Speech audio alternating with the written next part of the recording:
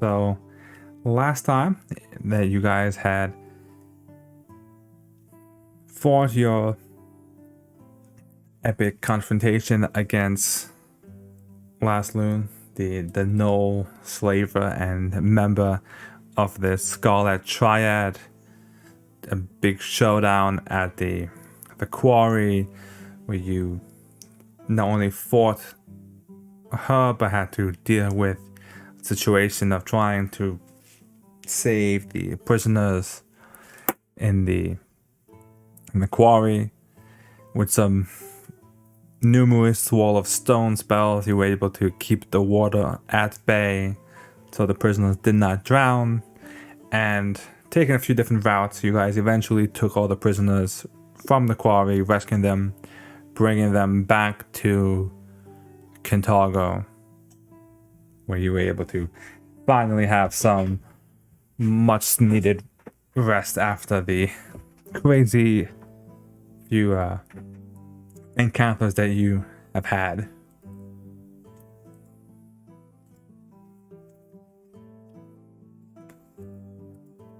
So with that, as I know you guys rested and leveled up from last time, is there anything you guys wish to do while you were here in Kintargo?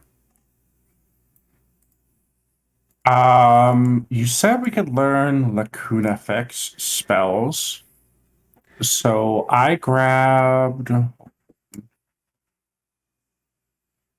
It was like the spell that let you see things on paper. There it is.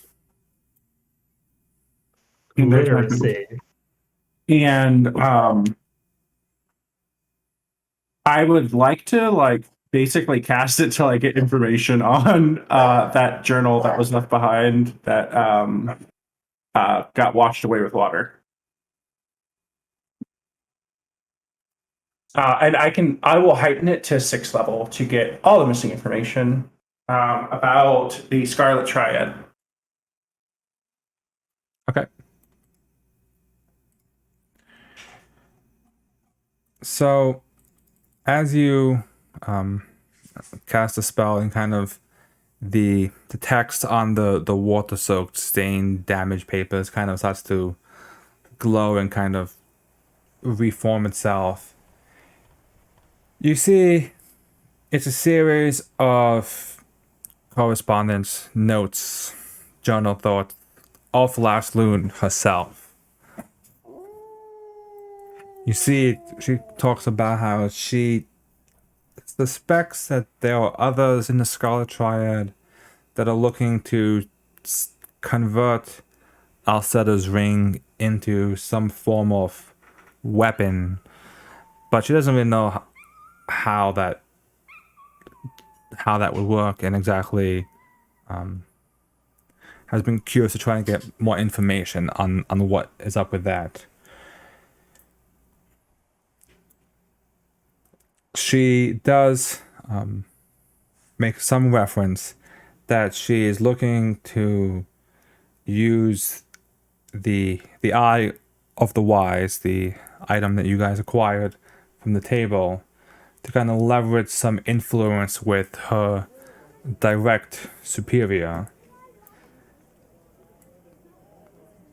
Which I will put the name in chat, because just in case people,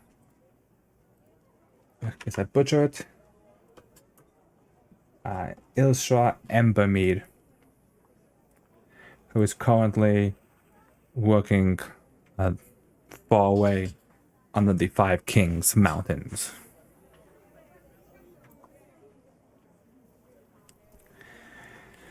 The last bit you kind of see is notes of Last Loon kind of being a bit impatient, kind of not, doesn't seem to be fully on board with the idea of leaving Alseta's ring untouched, and thinks it would be much more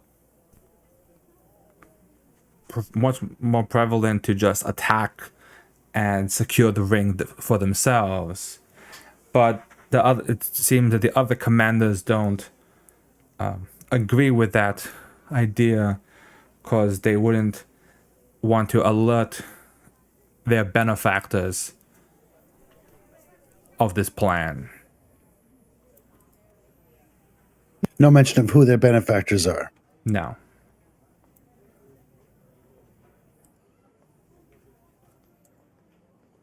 So they have clear plans of taking control of it, but they don't want to do it through force. Is that correct? Or did I miss it? Did I miss something of that? It's essentially no open display of force, yeah. But they are seriously, of course, they are interested in it. It's a topic of discussion. It's Correct. It is a topic of discussion. Plans to figure what plans, whatever their plans. It doesn't go into detail exactly what the plans are, but they do seem to have plans. And from your own personal experience, you guys have clashed with them quite a few times as well. So, And Alseta's ring is specifically the location that we have within our port. Alseta ring is specifically the name for that portal gateway. For that room, basically, yeah. Okay. I assume you guys did it ages ago when you guys first discovered it, but knowing your elven history, the elves in the past did create similar ring complexes like that. Also, this ring is just is one of those like things, yeah.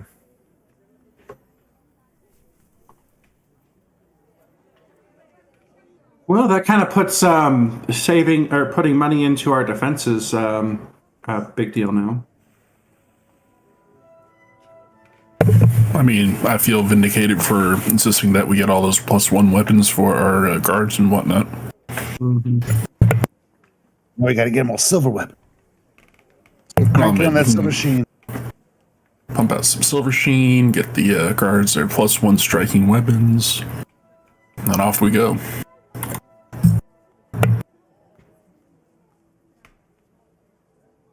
One last, or at least maybe not my last question. This Ilsra Embermead, you said this person is at the Five Kings Mountains? Go back. Calling Okay, it away on business. Away on business. So what? Oh, okay. Did they say where? So he's away on business there, but where's he or she usually? It doesn't say. Or is it? Okay. All right. It's at the Five Kings Mountains. 5 Kings. Well, is she not an investigator? Can we roll a knowledge on Five Kings Mountains? See if it's located in like Katapesh or something? Sure. Do a society check. Super. Yeah, find my token. There you are. Secret skills. I don't think API is loading. Let me refresh the API then.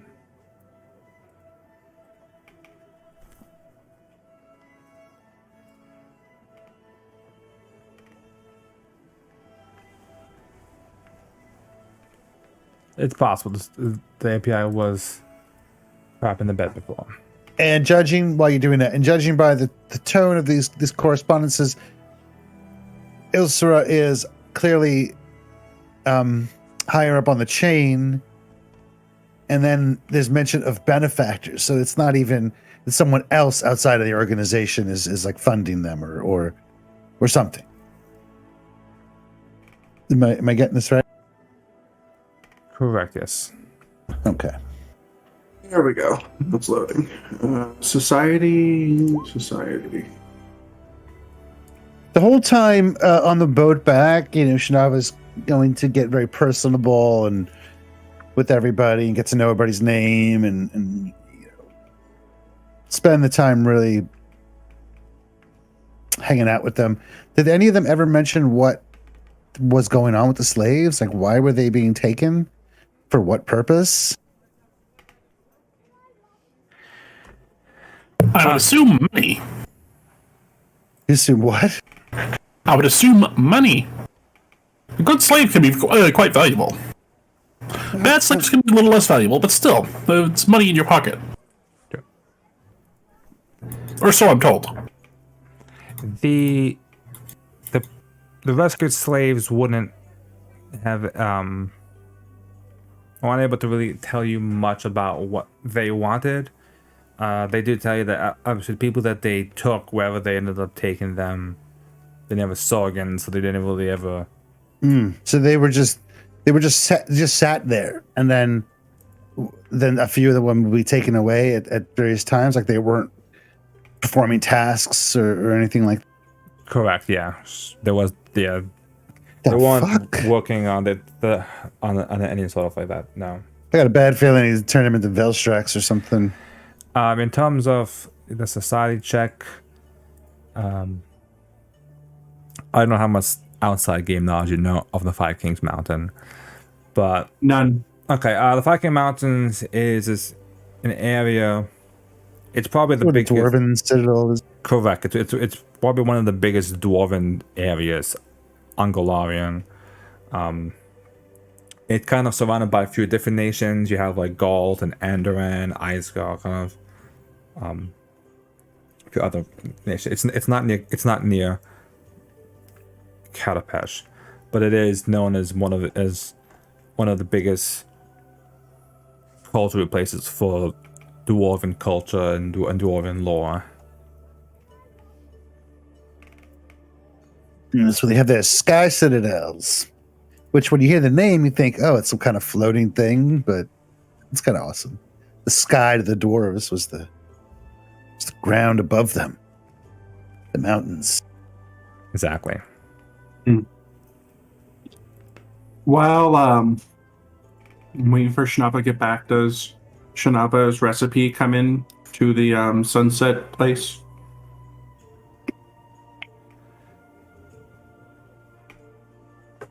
Held up in custom.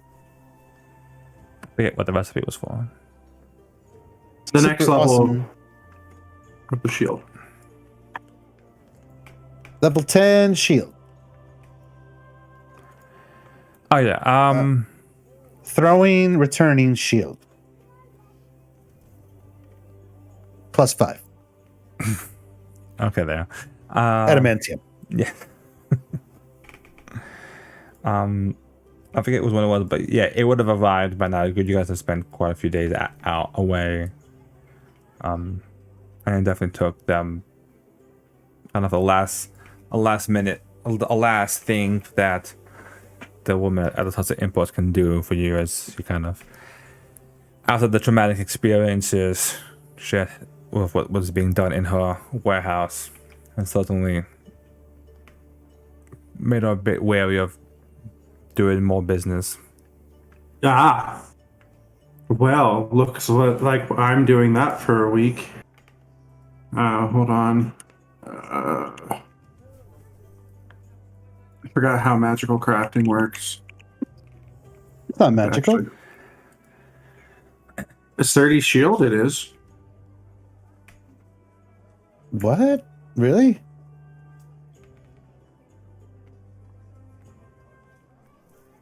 Is it not? Yeah, magical. No. What?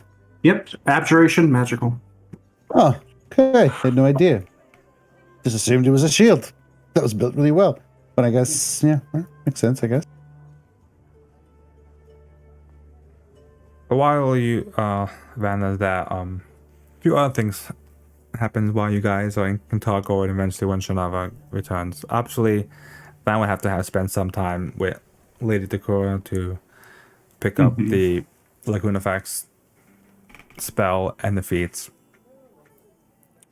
As well, while you guys stay, you eventually get a visit from a representative from the Silver Council themselves, who they thank you on behalf of the Silver Council. Thank you for your heroic deeds in routing out the vile slaves, as well as sorting out the misconceptions of the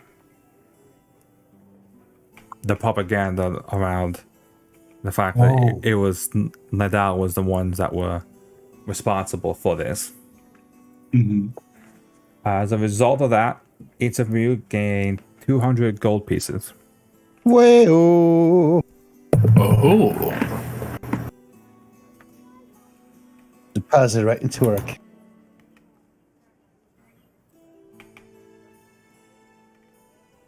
You also, Oh, I love also. that's quite a few also, don't worry. We can receive a visit from Halaka Shayborn, the Netherese diplomat that you travel with from Cypress Point over here, who, in a similar vein, since you have kind of proven that his nation wasn't responsible for everything, as well as helping him get here safely and showing your support for not bad-mouthing Nadal, will also give you an item as well. He will give you Going for it. +1 resilient shadow leather armor. Oh. Oh.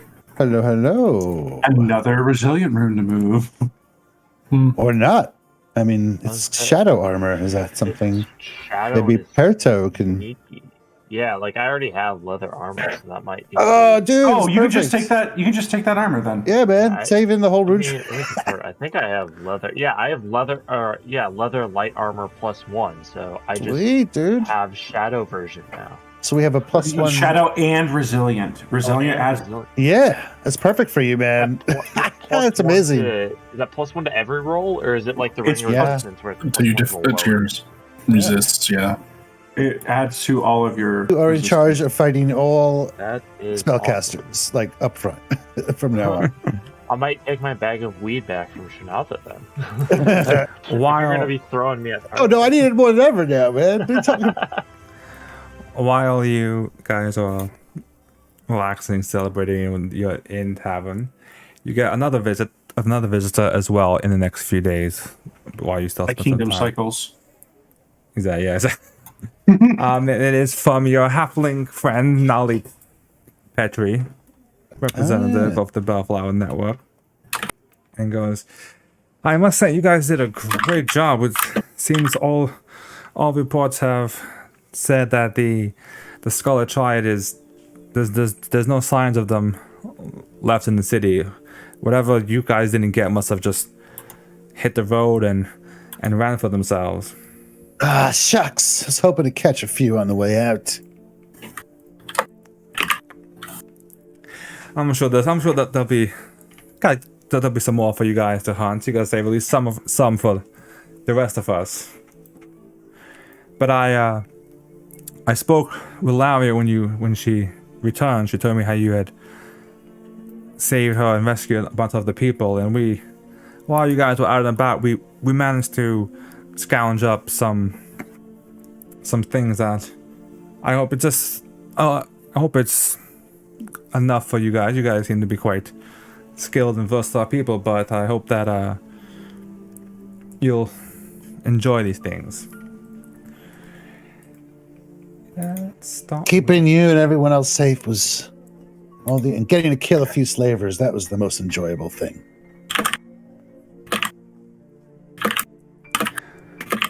We'll start with Kachaka. What? You see Nali comes up to you and he kind of pulls out this decent medium-sized, like dried gourd. And he kind of looks at this and goes, "You seem like the kind of water type. I think this might be right up your alley. There's a little something to." Are you giving me someone's head? Remind you. No, it's not that, but it's kind of, and he kind of so it's just follow me for a bit. And he kind of like takes you outside, so I'm being kidnapped. so you're not inside the inn or tavern, wherever you guys are at. And go, so just to show you how this beauty works. And if you can try if you want, just put it down on the ground and give it a little knock knock. All right, but if snakes pop out of this thing, I'm gonna feed you to them. Okay. All right, I will knock knock. Okay, as you put it on the ground and you give it a quick little tap, you see the gourd suddenly start to expand and grow and grow and grow until it becomes this like 30-foot square gourd, and it has this one door that just appears on the outside of it. Hey guys, I got an RV. Yeah, I guess you don't need to memorize that spell anymore. Correct. Don't know. It's true. What's it called? It's called the Gourd Home. Oh, that's perfect. We're at home. Forward home. And it's a one-use item. Boop boop. It's not a one-use item. I know, I'm just joking. Once per day, you open it. The inside is one large room, so that you don't have multiple rooms, just have one big communal room. It can hold up to 10 small or medium creatures. Oh. That's fancy.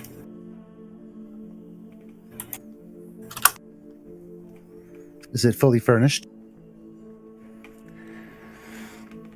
It isn't now.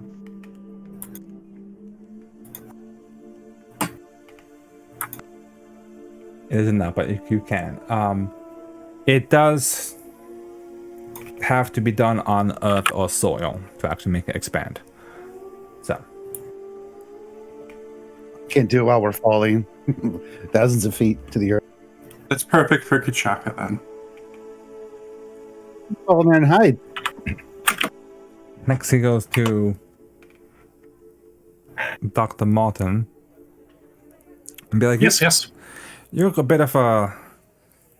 seem to be a bit of a interesting one. You seem to like to study things and know how things work.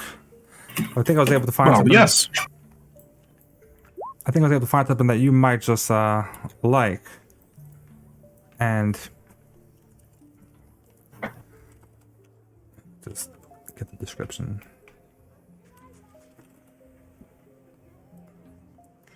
He pulls out, and you can see this rather intricate looking key. And he kind of like it's on like this necklace, and he goes, "If you wear this, you'll be able to see those annoying little construct-like creatures that always try to pretend to be statues and the like. You'll get the heads up on them, and maybe even figure out how they work." Oh. Well, I quite appreciate it. Okay. You look and see if Shanaba's a robot. So your item is Cordelia's construct key. You wear it. Essentially, when you wear it, I automatically make a recall knowledge check if you ever come within range of a construct that's pretending to be something. So you can kind of recognize it's there before you figure it out. Okay. Here's the second part. If you ever fighting a construct and your attack reduces the construct down to 0 hit points, instead of destroying it, you can instead send it into a dormant state where you can possibly study it if you want, and even possibly reprogram it. Oh my god! We have to make sure you get sounds the final fun. blow on these things. That's just great. Other things you can do, once per hour, 2 actions. You can turn the key in the air to cast 3rd level summon construct. What the hell? And Oh my goodness. once per day, you can place the key into a small object and turn it to create a simple animated object. That's so cool. Wow, that's pretty creative. That's You can neat. do some pretty cool stuff with that, I That's a imagine. cool item. I like that one. Yeah.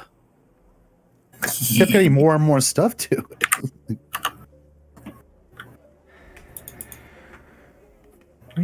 Next up, we will go to Van. As you watch Nolly pulls out a nice fancy kite for Van. Yeah, I heard you like kites. This is my finest kite that I have. I hope you have some time to enjoy and relax with it. Go fly a kite. She's telling you to go fly a kite, dude. No, I'm just fucking with you. Don't worry. And so he kind of like behind the kite, pulls out this rather exquisite looking hat. As he offers it to you, you see him like the arcane top. I think this might be right up your alley.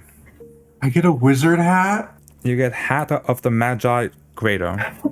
Whoa. Is it a pointy hat that has a little brim around it? It can be all out rant custom. It can be anything from pointy hat to with a brim to a turban, whatever you want it to look like. +2 to Arcana checks. Nice. Once per day, 3 action. You can cast 4th level Summon Elemental. Oh. Oh.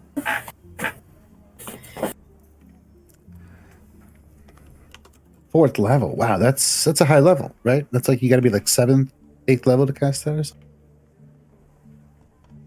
You have to be 7th. It has some neat monsters in there, though. Oh, okay. So it's not just the base elementals kind of thing. Mm-hmm. Filthfire, Jenny, Living Thunderclap, Miststalker. Oh, wow. So you can get really creative there. Okay. Pato. You see he kind of gives you, he pulls out these rather intricate looking leather gloves. Ooh. And goes, you seem to be a man that has quite a lot of weapons on you. I think these gloves might be just what you need. And he kind of gives them. They are gloves of storing. Okay. Oh.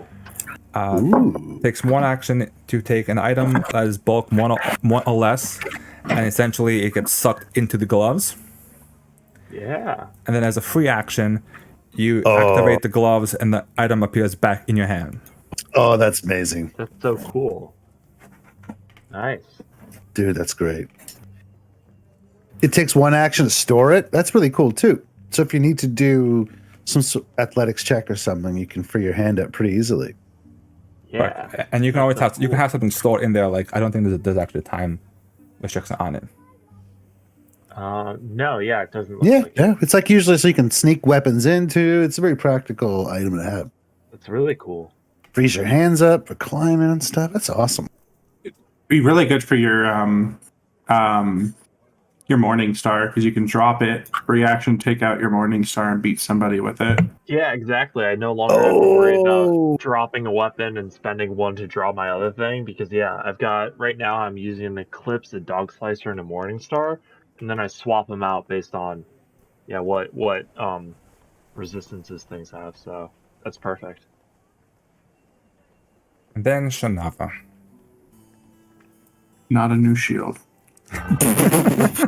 Hey, we haven't paid for it yet. Shield is storing. It holds another shield inside of it. So, I've heard around town that you like to tell stories.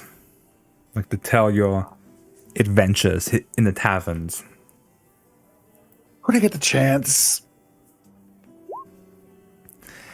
I feel like this might be a way for you to tell your story wherever you need to tell it. And he kind of gets some help with some halfling friends. And you kind of see they take out this set of full plate armor. But you see it's covered by this rather bright like tabard that has a very distinctive, elaborate coat of arms kind of like on the tabard. And it has like the 4 different like quadrants of the coat of arms. Mm-hmm. And it goes, but you see the 4 quadrants all empty. And it goes, this right here will allow you to record your deeds and allow them to help you if you need them. So, this item is Victory Plate. Start off with the basics. It is a +1 resilient full plate. Oh, there we go. Another resilient. Sweet. Here comes the interesting part. As a reaction, so the item level is level 9, which in this case it won't matter because everything is greater. But as a reaction, if you kill or destroy a creature of a level equal to or greater, so anything above level 9, and if the creature has certain traits listed in the description, you can use a reaction to tell your armor to commemorate the victory. One of the quadrants on the tablet will change to record the slain creature, record the victory in it. On the other way, you can spend 2 actions to do once per hour to touch one of the 4 images on the tablet, causing the image to vanish, and for 1 minute you gain resistance 5 to a specific damage type depending on what creature you picked, basically. Okay. Wow. So for some examples, for instance, if you like absorb an aberration creature, you can touch it to give you resistance 5 to mental damage. If it's some sort of a dragon or elemental, whatever that creature element is, you can 5. Gotcha. So forth, yeah. Okay. I get it. I see it's in Hero Lab. I'm not going to read it until you're done describing it. I mean, that's basically it. Yeah, it goes into all the different types. Right. I see that. Okay. Yeah. She jumps up, giddy like a little schoolgirl. Like, I'm going to go put this on right now.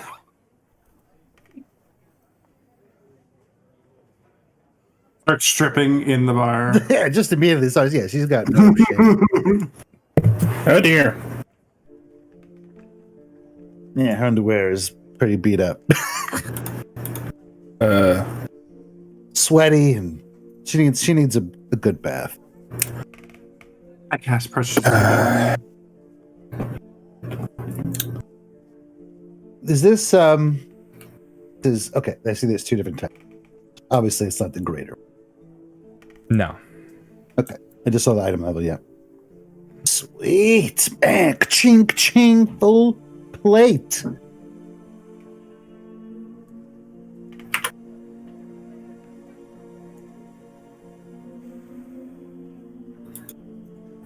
Ashamed to toss out this half plate.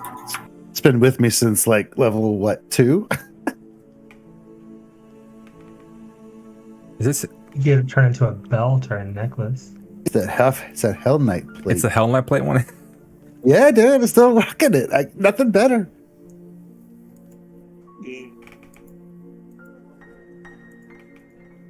It's great though. I love having things for so long. I think that's. Yeah, they definitely made. I love that I didn't feel like I needed to have better armor. I was just freaking out about my shield most of the time because that's this direct mechanic too. But this is great. Yeah, it's awesome. Perfect. It's great. Thank you. She like blushes and bows.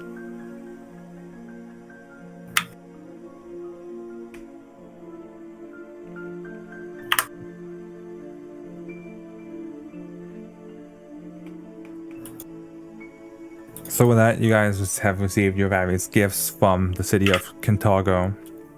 As mentioned, you've unlocked the Lacuna Effect stuff if you needed to do anything with that. Also, the Bellflower Tiller archetype is technically unlocked for anybody who wishes to explore that one. Other than that, you're free to do what you wish in Kintargo or wherever you wish to go.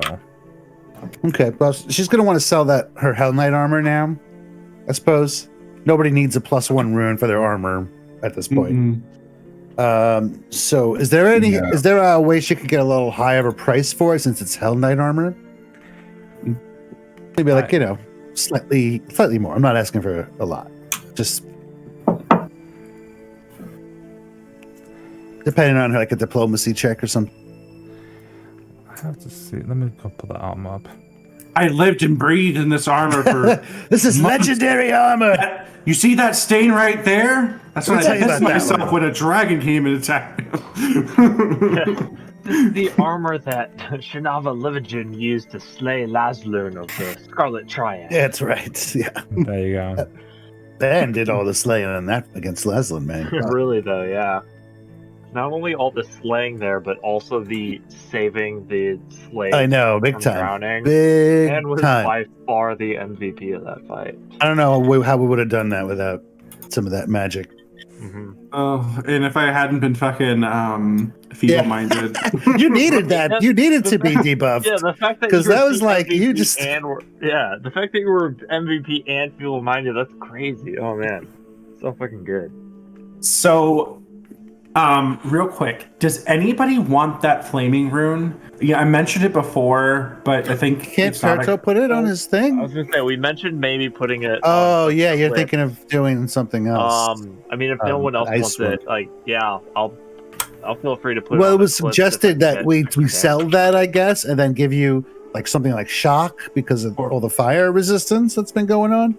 But I haven't noticed it because I don't use fire. I didn't realize we were going up against so much guess fire that's resistance. Not only It's- that, but like Dr. Martin has a lot of fire bombs and stuff. I feel like I guess you can maybe craft different ones. I don't know how alchemists work in this edition. Well, he's a wizard But- now, so he's mostly going to be draining people's life. Yeah. Excuse Plus- me. When did this happen? In between books. Plus, with all the I missed with all the that. hydro water going around, I mean, putting yeah, I out can the definitely fires. Take a shock one. I mean, I'm sitting on 1,600 gold, like by myself. Like, I don't know. I'll put whatever on it is given to me, effectively. well, more 'cause what I damage was- will help, but the fact that Eclipse has this whole like blinds people on crit thing, even though it has I like think a it's- little bit less okay. damage, I feel like it's just so good for that. I'd recommend that, like, a either- thrown weapon, returning, etc. So yeah, I'd recommend anything you either- want to put on it, I'll do. I'd recommend either shock or frost. They both have neat effects on critical hits. Corrosive is neat, but it also like hurts our money because it destroys their armor. Oh. I mean, if those I'm are the willing- options, I'll do shock for like elemental coverage types, since Van obviously with ice balls and stuff does a lot of frost already. Yeah, because what I was thinking is we could just sell it, and rather than split that money, we'll just pay. I'll pay the other half of the room because you really do need it. Extra damage.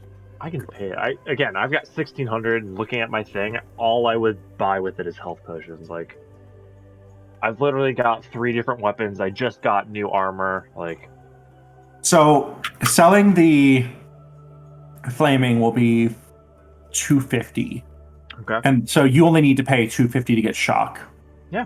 I'll do it. Okay. No problem. All right, I'll take that off. And then I think since now Shinava and Perto both have a resilient rune, I think the next person in line should be Kachaka because they're obviously in I combat a have lot one. more. You already have one? I bought it. Yeah. Okay. I have Um, tons of them. So you still have to put it on. No. Okay. So between me and Dr. Martin, do you care about having a resilient rune?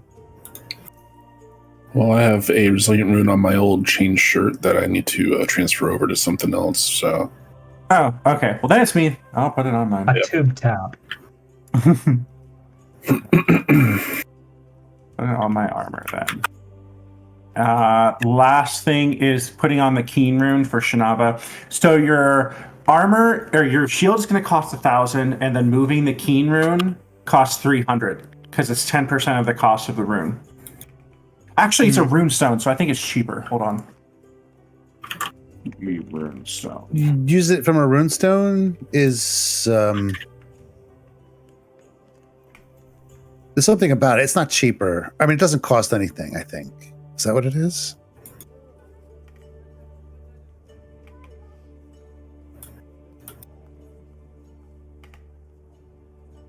Okay, so Rob, is she able to get any more money for the shield? I mean, the armor. It. Find a specialist. The issue is, and it hasn't really come up since you had a much interaction with the Hell Knights. Is it's a very shoddy Hell Knight armor. Like it's not exactly. Like, okay, cool. That's fine. Yeah, like it's not like a complete set of like a proper Hell Knight armor set. Right. Okay. It's a piece of shit. It's half play. Yeah, because they usually lumber around in full play, right? Runestone is free to move over, so you have the rune on your weapon now.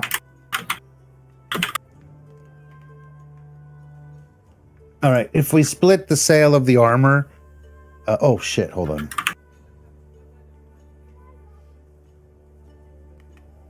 It's 300. It's 35 gold each. 35 gold, 3 silver.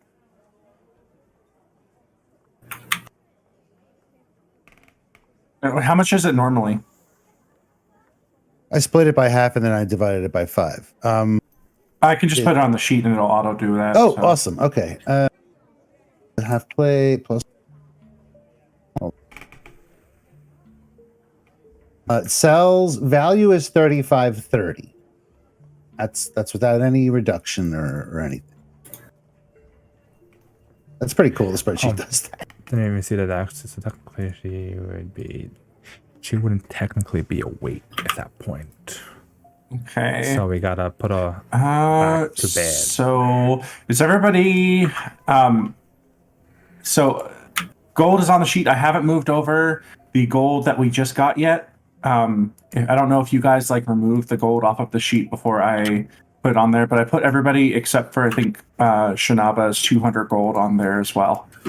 I think she already put that in when we. Okay, when we said I think that. I took my gold off of there for making those potions, and then that's already been settled. I think. Okay, well if that's the case, then I'll just subtracted that 250 from my shocking thing as well. Yeah, let me do that.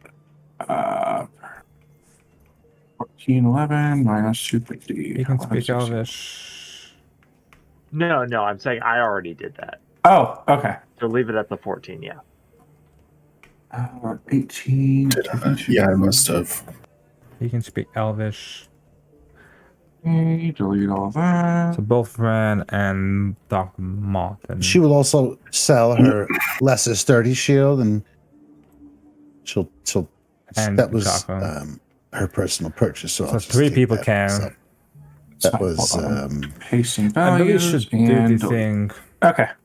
180. where you like level up, where you can like make character sheets for people for the languages, and they like All automatically. right, so your shield moves it. costs 1,000, and then I don't know what else, but I don't have any money I'm going to be spending. I'm probably just going to dump it into the tower defenses and getting a library in the tower. So Yeah, I was about to ask, did we figure out how long we'd spent like here versus like, is everything we queued up done? Or So I Yeah. think if I did Okay. my math, not counting whatever time that Van would have to spend here in Kintargo, runes? moving runes and all that, I would have you guys at about day 70. So the lab you guys were trying to make is finished. The defenses Okay. aren't yet. Only because I think if I did close enough estimate, you guys probably were about 2 weeks or so. I would say, give or take all the travel time. I think it's about 2 weeks that you guys have been here. So and then I'm going to teleport us back to that town that we first appeared in with the gate, or at the gate to get through and go back to Eisger. So You can teleport? Did I know this already? I don't remember. Oh yeah, so can't you?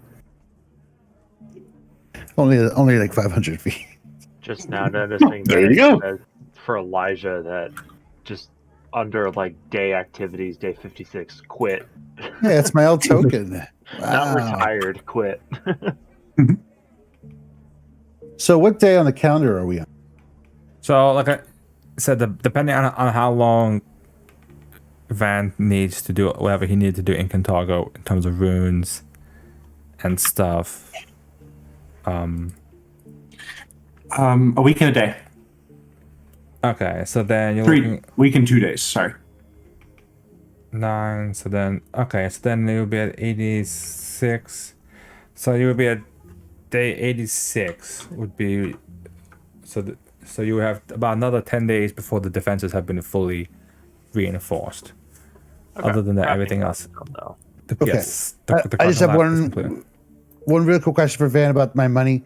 Van, I see that I have 1712. That you did not add the sale from the shield that I just made, Nope. did you? Okay. Nope. Just wanted to make sure. Okay, thank you.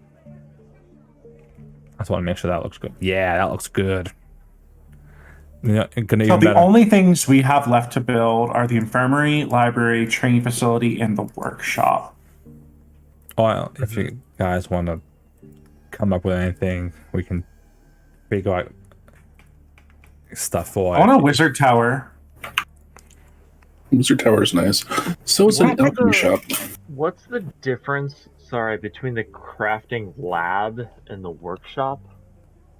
That is for crafting. Like, what's up there? Oh, that's a good point. Like, is it crafting of different items or something? Like, is the lab like alchemical things versus? Let me.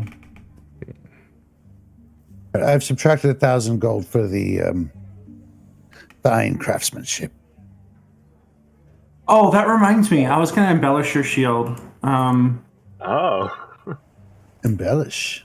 Is that- Yeah, And us Do you have a showing the symbol now? stuff somewhere. did you miss that? I picked up a neat feat. I Where think- are you? I think the crafting lab. I think what that was is it essentially is the workshop, but it's for. I think it was a workshop specifically for. I'm assuming Dr. Malta and alchemical stuff. Yeah. The lab was? Correct. It's Yeah, essentially specifically for alchemy. correct. Right, that's what I thought maybe based on lab, but just wanted to confirm to see, like, do we still want to build the workshop, or is the lab good enough, etc. But, okay. So we already have upgrade defenses on the books. That's going to be done soon.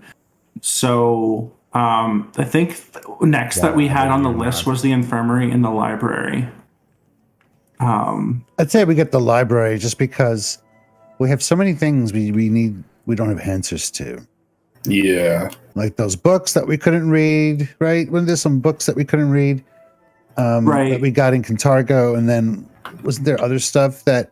Yeah, it was from the Rakshasa. They had some books, I think. Or higher And then bookmaker. there were some scripts that the Lich had, I think. Oh, yeah, they're both 20 days, okay.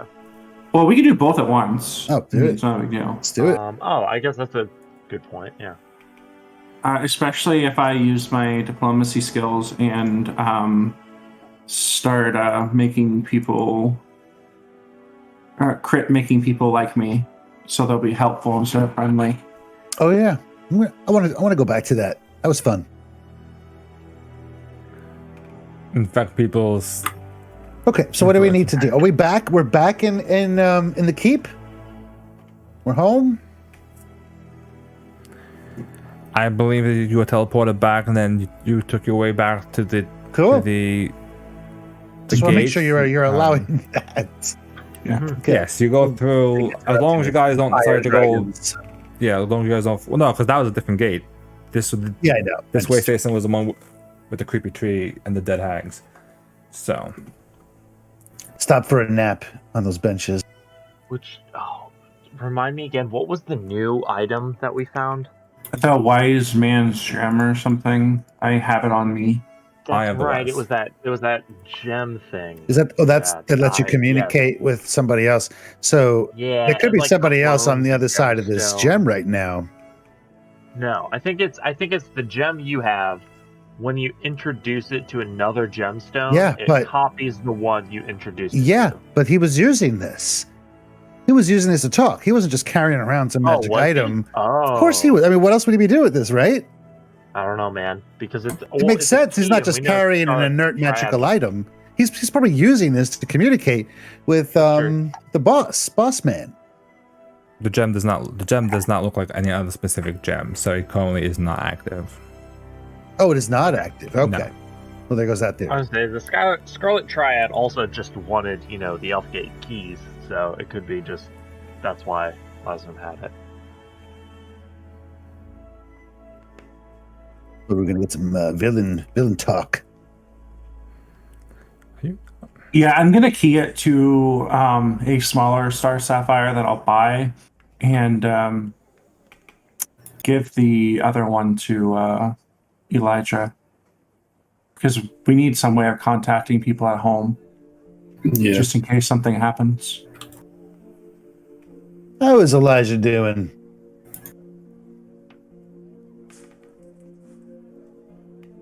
We have 6 wives and We still have thousands the of children. goblin acting as seneschal, right? Like it's not Elijah. What's Elijah doing at the keep? What's his like day to day look like? Not my problem. my anymore. character. I was giving you an opportunity Elijah anymore. if you want. That's what I was Yeah, waiting he's for. not my character anymore. I wanted some flavor text. Sorry. That's fine.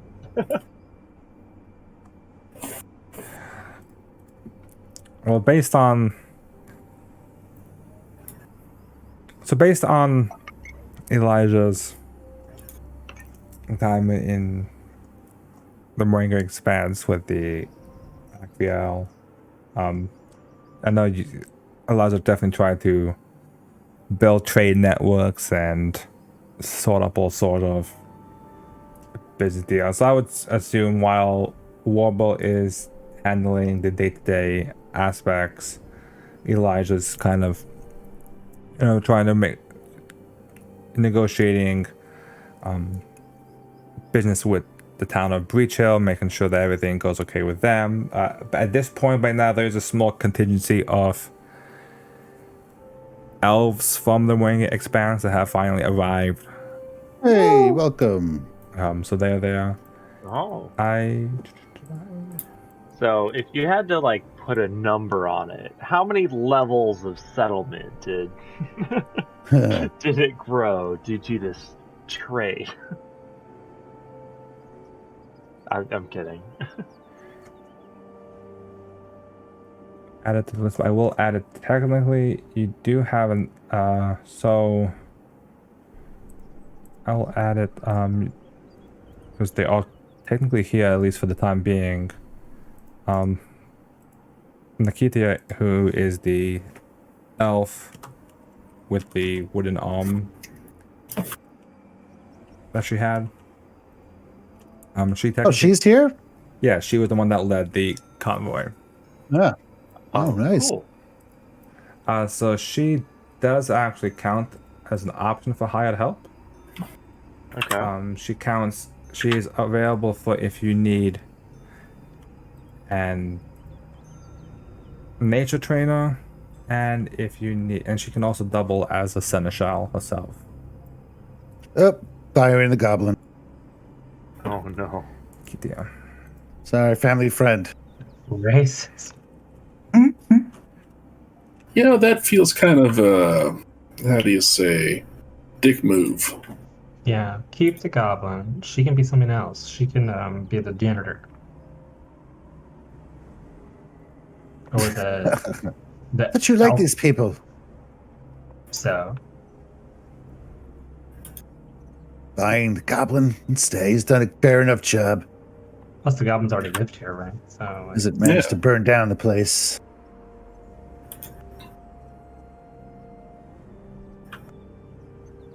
You said she could be a what trainer? A mage trainer?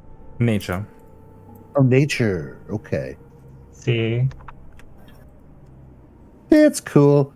Maybe we can put her to train the wargs. Actually, they're not trainable, right? They're like actual sentient creatures. Correct. that's why we haven't trained you. Yeah. We can make them nice wargs. instead of evil wargs? Because wargs are normally evil, right? Good point. They are, but since you took them when they were pups, you have all the training that's going on between Kachaka and the kind of taking care of them that you have. You've definitely got to them before the evil taken over. They So we certainly got some nature versus nurture here. So what you're saying is that, like, befriending them is more of a diplomacy check than a nature check. Oh God. Oh boy. well, that stuff has already been done to kind of like befriend them. That was stuff I was Okay. doing back when you guys first got them as pups, just to kind of work with them to make sure that they,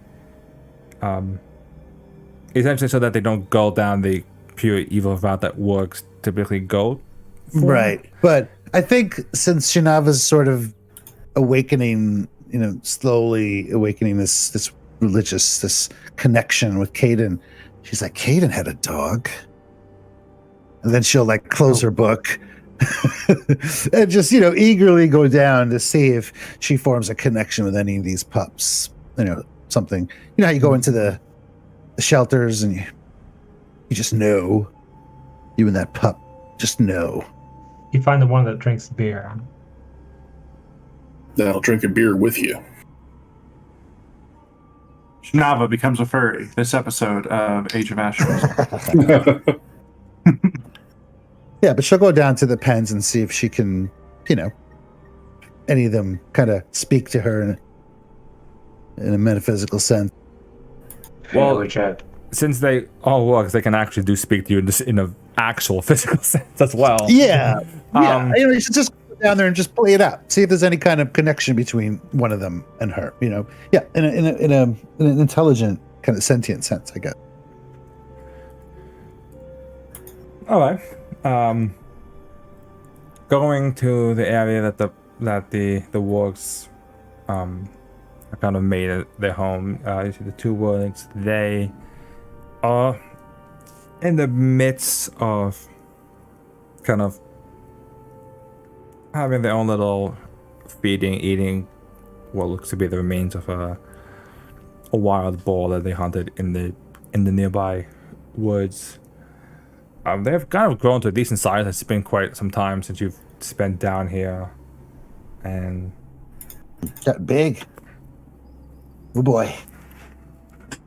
they're now like decent, like close to like adult size wargs. Still having that white, the white fur, as they just kind of are crunching on the bones, eating, as they initially don't say anything, as they haven't really like they've seen you around, but you haven't really interacted much with them, so they haven't really bothered to like even do much with you. So they just, they see you, but they don't like initially start a conversation with you. Okay. She'll hang out there, maybe spend a little time each day watching, observing them, kind of just maybe at one point she'll feel bold enough to talk to them. She's a little unnerved by them. They're kind of scary looking. So they kind of like the day that you spend there like looking at them, they kind of do that like dark side glance thing with the like I know that look very well. like for what? my Eventually you talk to one of them, and the war kind of, what do you say to the war? Hello?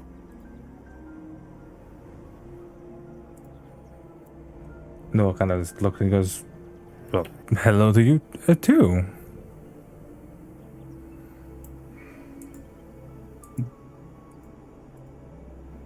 Do you know who I am?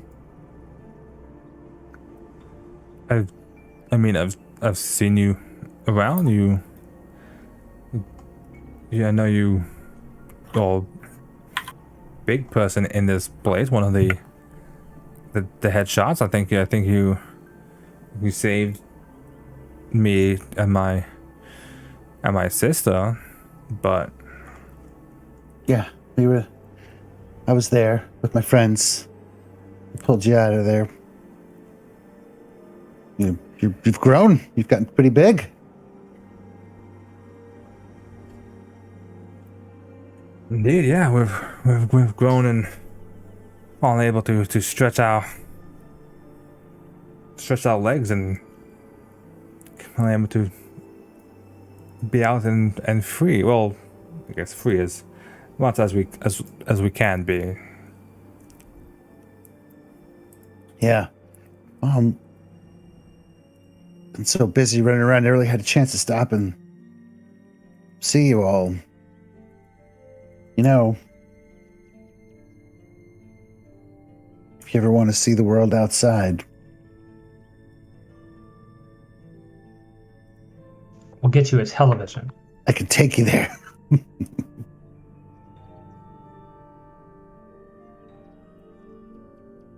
I mean, for an adventure? Maybe we can go hunting or something. But yeah, an adventure. Would you like to go on an adventure?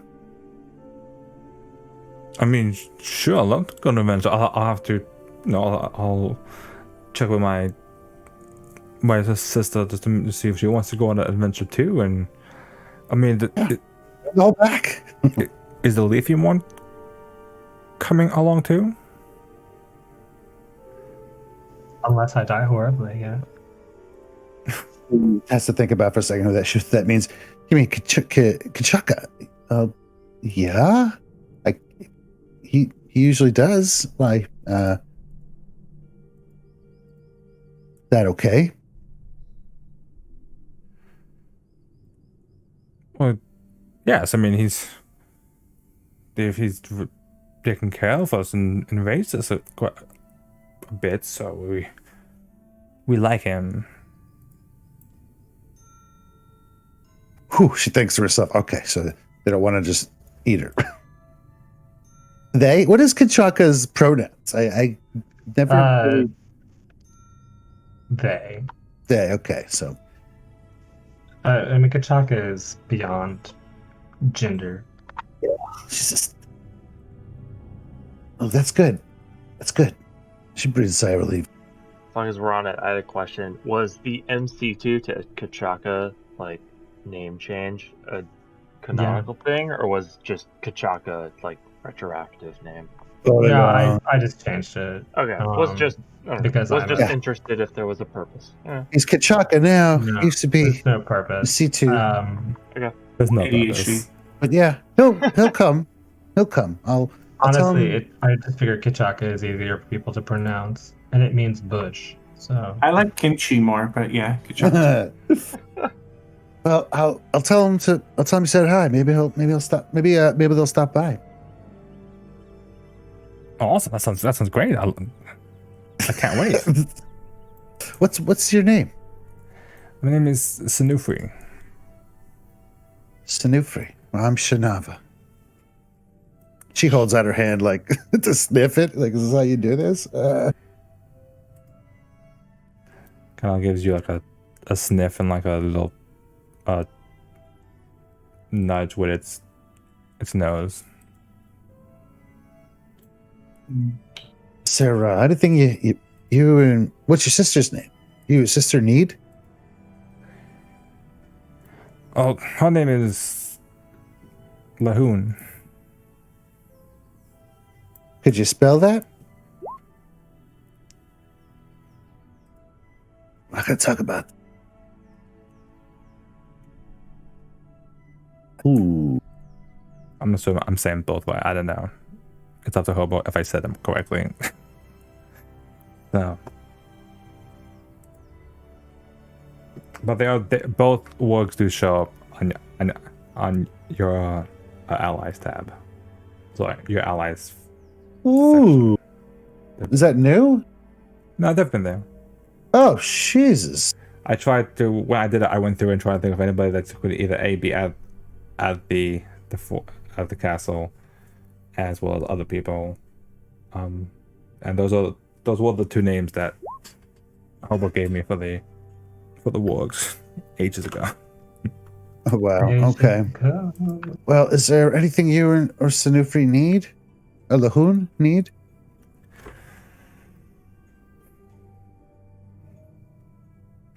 I mean, we could use a nice little place to call our own little stable. Would be nice. We're gonna right now. We kind of just hang out near the citadel or in the woods. Just looking around. What, tell me where you want it. Where's good?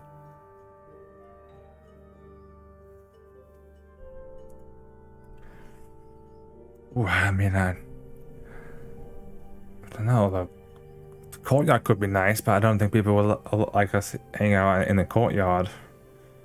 Well, I mean, you know, you can hang out in the courtyard, but we don't want you, have to sleep in the middle of everything. Find a nice little quiet place, you know?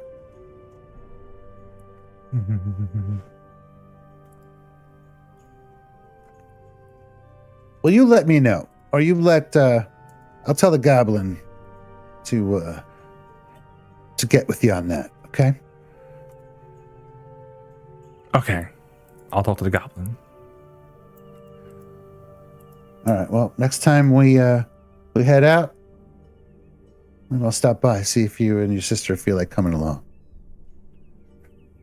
And getting them ganked instantly. Okay, that sounds like a plan, huh? She just backs away like, I just thinking to herself, I just had a conversation with a dog. She doesn't understand wargs at all. They're just giant, intelligent dogs. That's how she sees them. Which is kind of blowing her mind.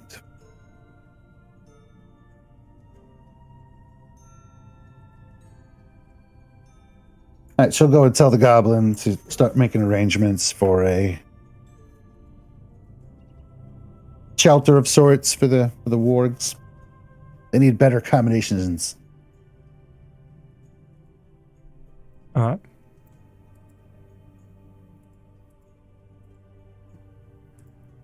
We will. I like the new stream setup, Rob. Oh, thank you. I was playing around with it. I don't get to miss all the Kachaka's gems. I mainly wanted it. I figured this. I kind of cut things out so that you can actually see things a bit more clearer. It's nice, smooth. Like it. Also, while that comes, I added as well to the hired help list. You would technically have to go and fetch them if you wanted to do it.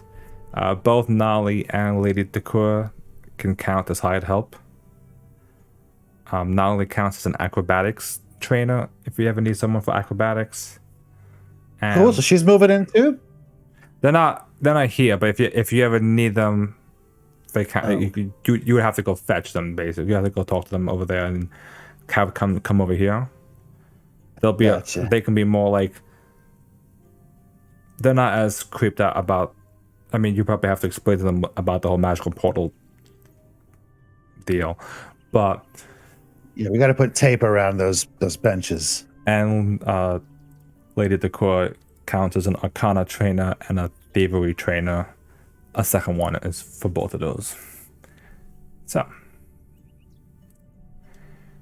with that, you guys are back in your citadel and are free to relax and do what you wish here. The day Right. is Boy. So is the shield done? Was that done in Kintargo? Yeah, Oh, thank you. that's why I said a weekend. Right, just making sure. Got it.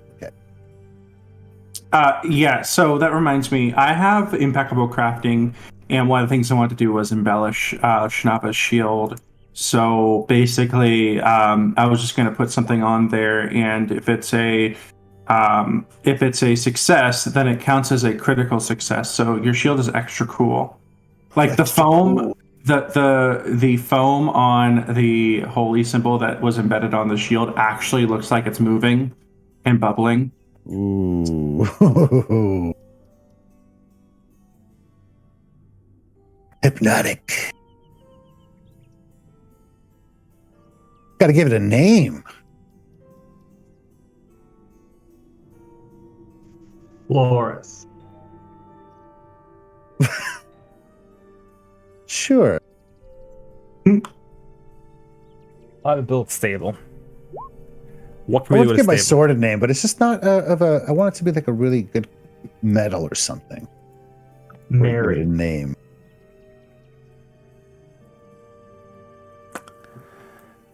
What's that? I'm trying to think what that. Go ahead. No, I'm trying to think what the name was for the magical weapon from Crimson Throne. Oh, there it was. Serethiel. It's like this, like Oh yeah. like the flaming longsword of like Iomide and stuff. It was. Named weapons are just too cool. True. Oh, does I have Flesh Ripper from So what kind of stuff? How much time do we have? We're just indefinite right now. Do we need to recruit workers and all that business? I wanted to spend some days diplomatizing among the people. All right, so Shanava can organize the labor while you do that. I think at the very least we wanted to build the Infirmary and Library, right? So that takes effectively 2 separate days for Shanava to intimidate people into doing it for us. Yeah, I wanted to use a couple of days to sweet talk the people into doing it for cheap. Oh, that's right. And the stable. Oh, and I guess upgrading defenses now. It's a 35 on the Well, intimidate. upgrading so defenses it's is +2. already. Is that what almost we're done. already doing? Okay, I didn't know if that was like level 2 defenses or something. Okay. Yeah, that one's mostly done. It's in the process. Okay. So I guess there's really the Infirmary, Library, and Stable are like the 3. I just added I'd that say- one, so that is a custom one that I'll figure out. Right, that was the Warg one and all Nice. that kind of stuff. So I think You'd those are add the a wizard 3 we tower. wanna... Wizard Tower, yes.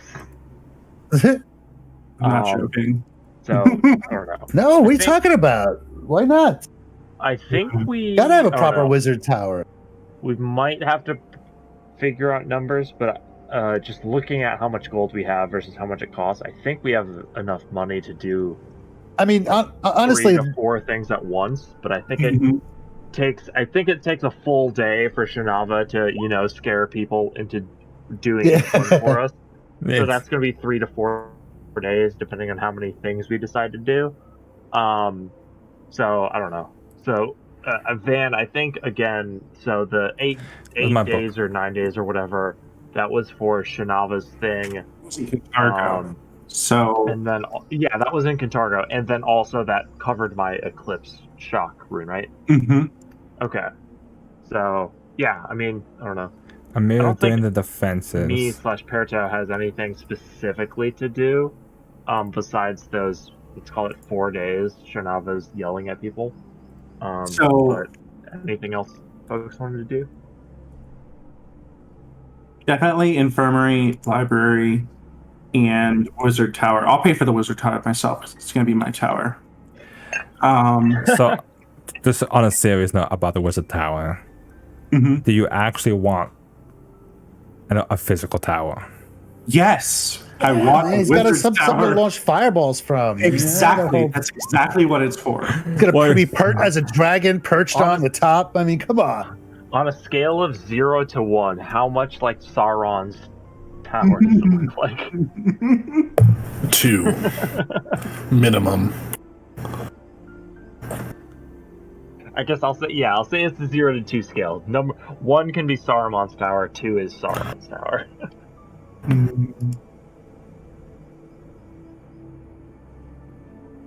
But I mean, I don't know what bonus it'll give, but I definitely want it.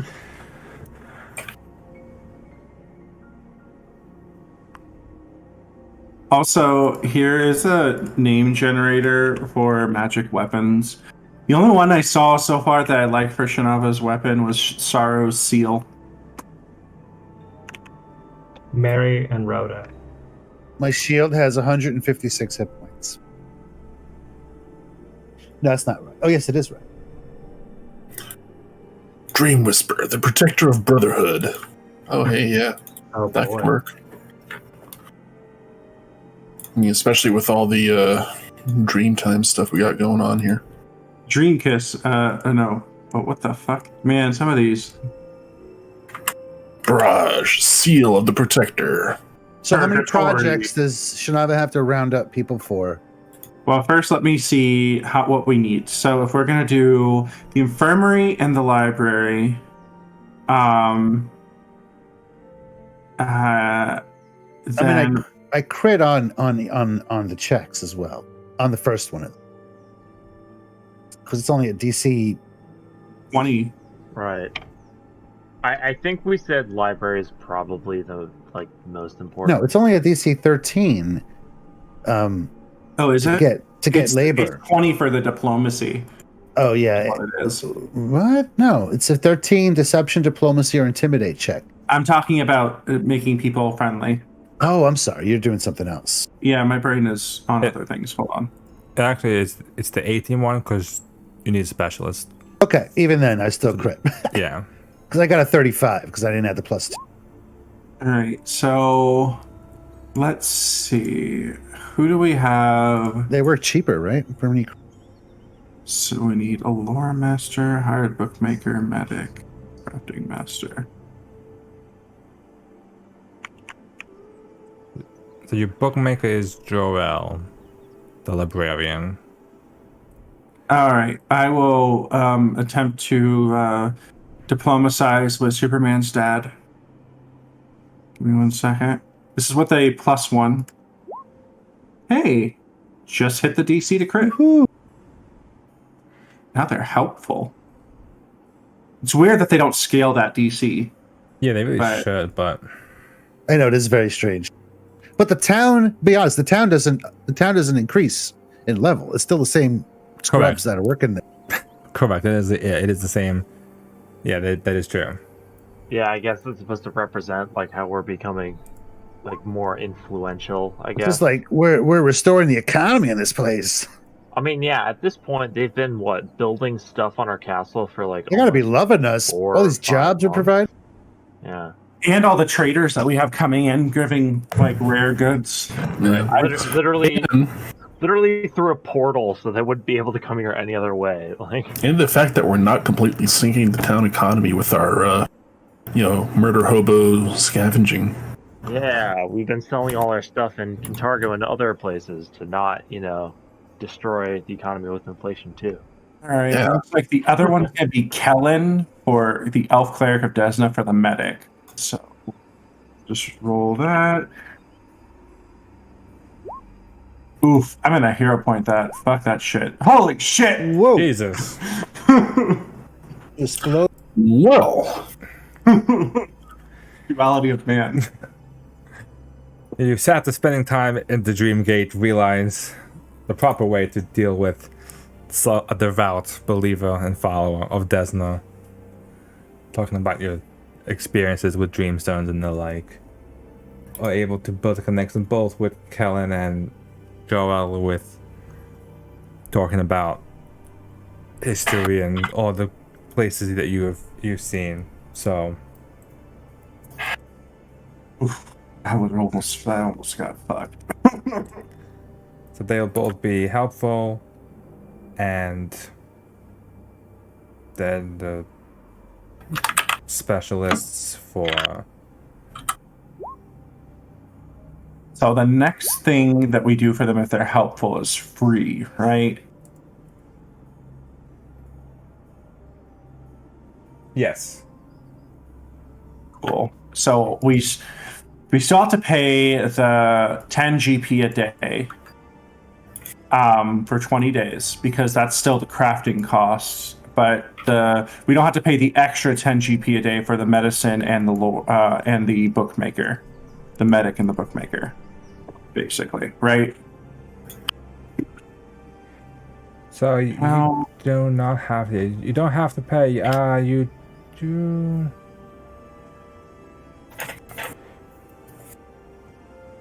Okay, so I'll make sure actually it's been a while since I've gone through these just to make sure how it works.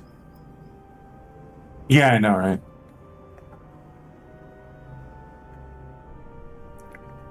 This armor also has the bulwark trait. Is that correct? I'm sorry, I'm just looking at this armor here. Yeah, we talked about That's pretty sweet. between full plate and half plate before. It essentially gives me a bonus to What's my your dex reflex saves instead of my dexterity bonus, which is +1. That's perfect. Oh yeah, you do +3 instead of +1. It's nice. That is so cool. And gold there. So it's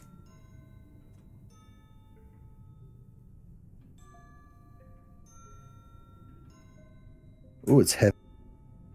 It's one bulk heavier than normal full plate. It also comes with a pair of gauntlets, so if you need to, you can punch somebody in the face. Oh.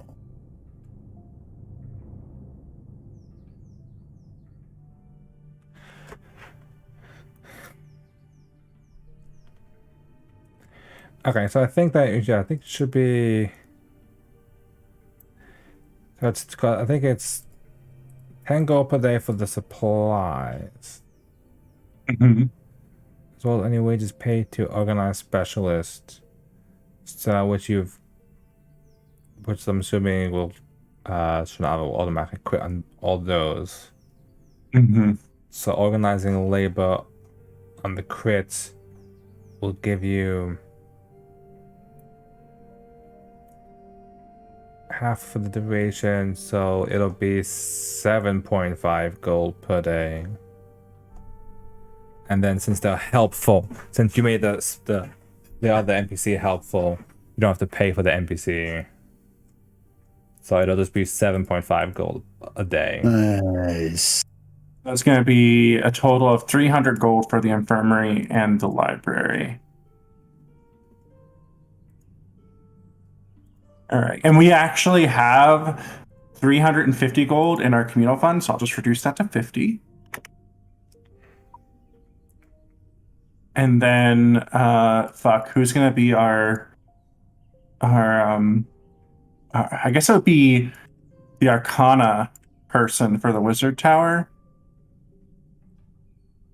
Yes. Wouldn't that be you? Yeah. Okay. So either Trini, the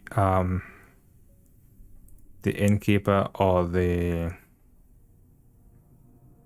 Milari Decour. Yeah. I would definitely like to go get Madame Decour, considering she basically taught Van the whole spell thing. So I'll just take the Elfgate teleport to Kintargo, teleport her back, and bring her back after a diplomacy check.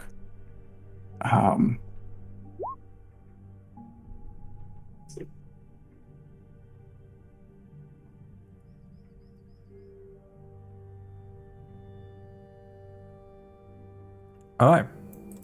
So with some convincing, especially because you've already kind of built up a rapport with her, you're able to get her to come back with you. So that was that one was just to get her to come with you. Second one, now the second one for the actual what's the word called? Help. Yeah, that one. Okay. So she'll be friendly for you. Do.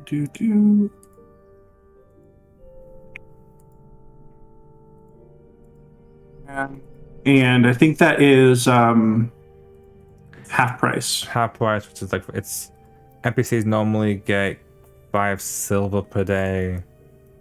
That's a bit annoying. I'm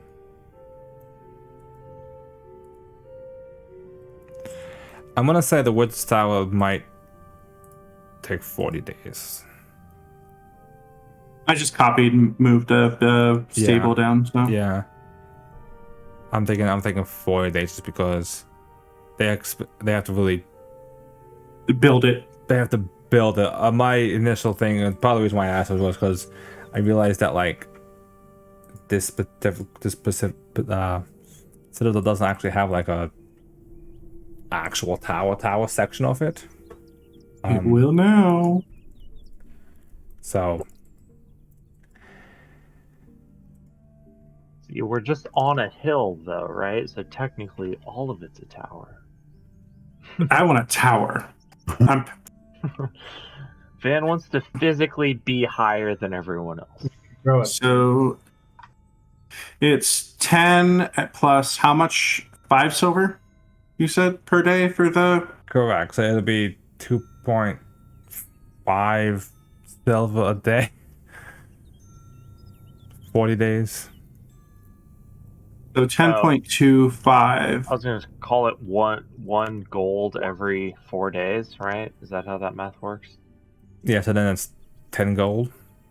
It's going to cost me 410 gold, yeah. There you go. All right, so minus 2308, not 80. Just removing that from my wealth.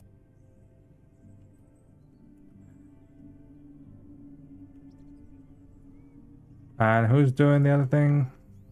And then the last question is, do you guys want any weapons built out of silver or mithril? Oh. Oof. What is a mithril weapon? Is it just lighter or? It is Say 90. same sheen as silver. They're treated as if they were silver. They're also lighter. 2020. Oh, so it's literally just upgraded silver then? Yeah, sounds good to me.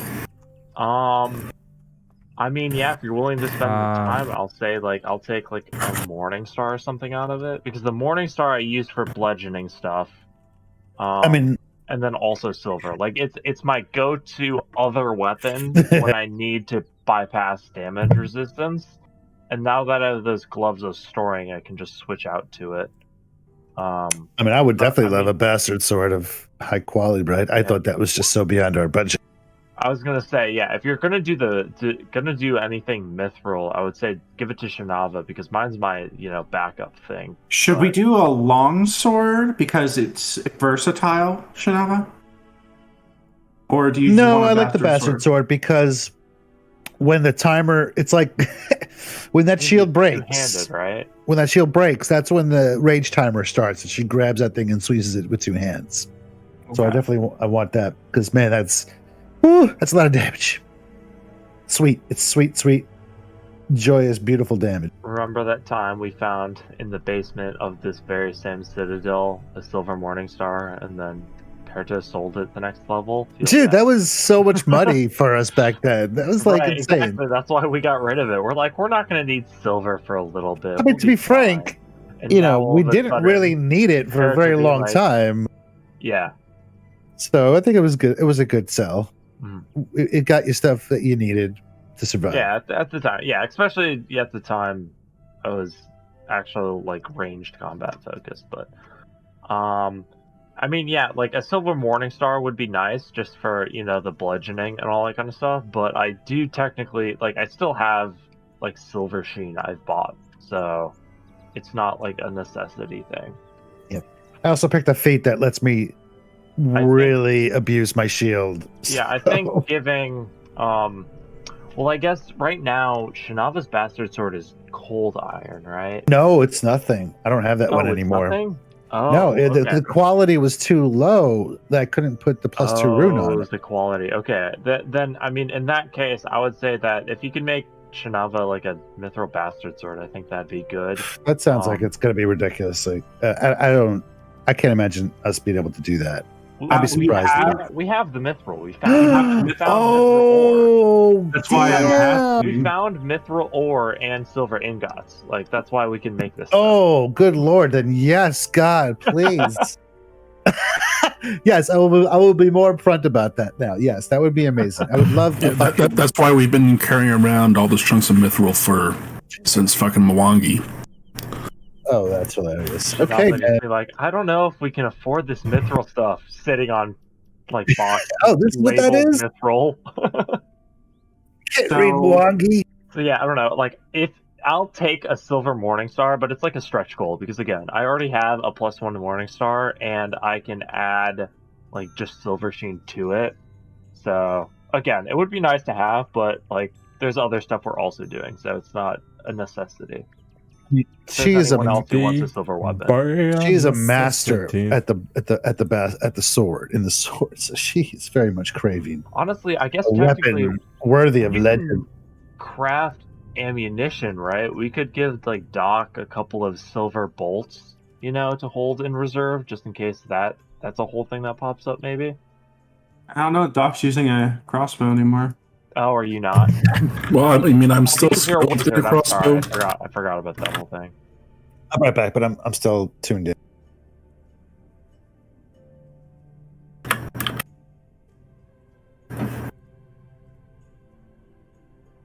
Okay, so silver sheen.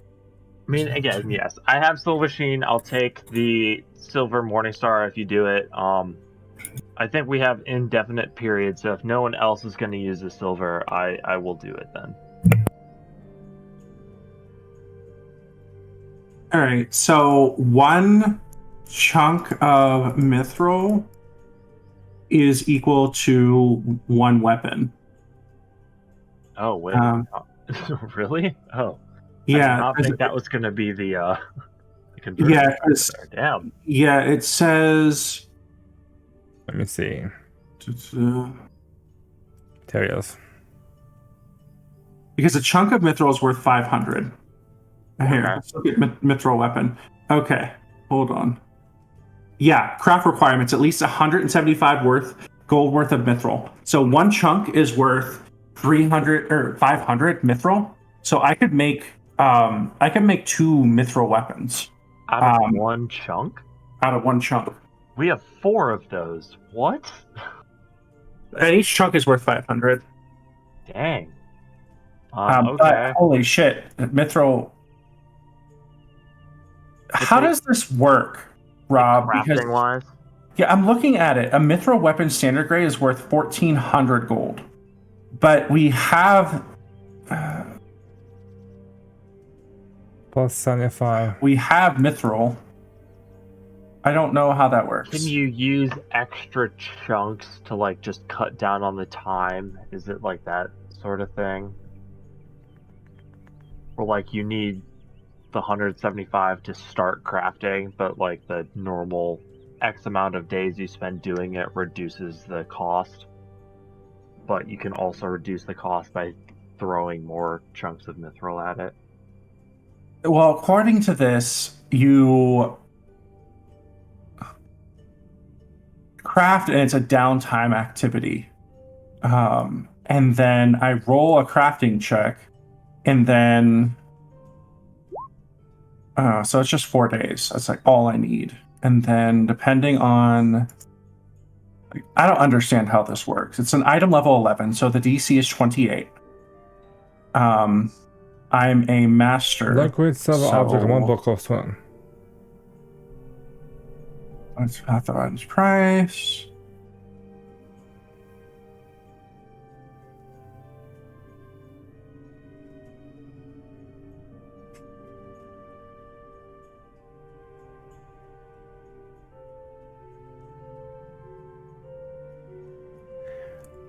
That's what happens to Is there like a fucking crafting calculator somewhere?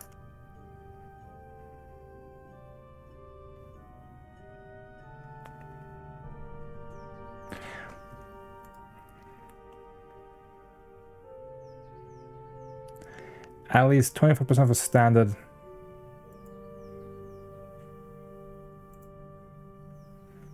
Well, 25% is on 40. Wait, at least 25% for standard grades. So what's 1400 divided by?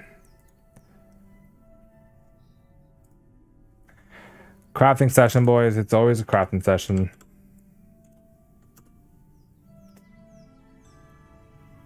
Oh, 7. Okay, I see what it. It's weird. Yeah, it's confused. Yeah, it's So- confusing. What it is to make so. I'm gonna see how chunks kind of work. 500.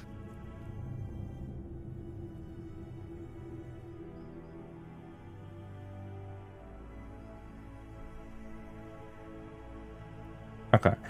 So basically, it is.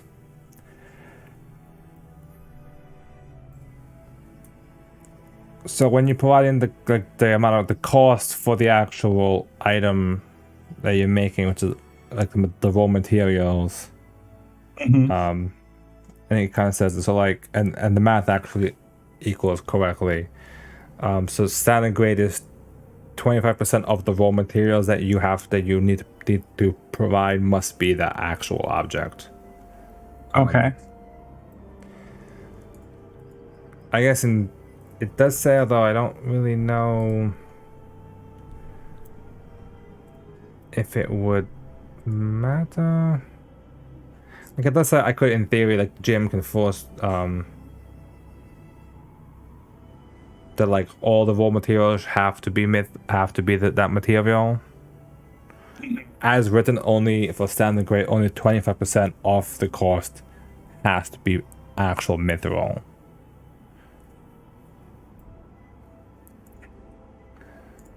I would say, depending on the thing you guys, you said you have 4 chunks. Mm-hmm.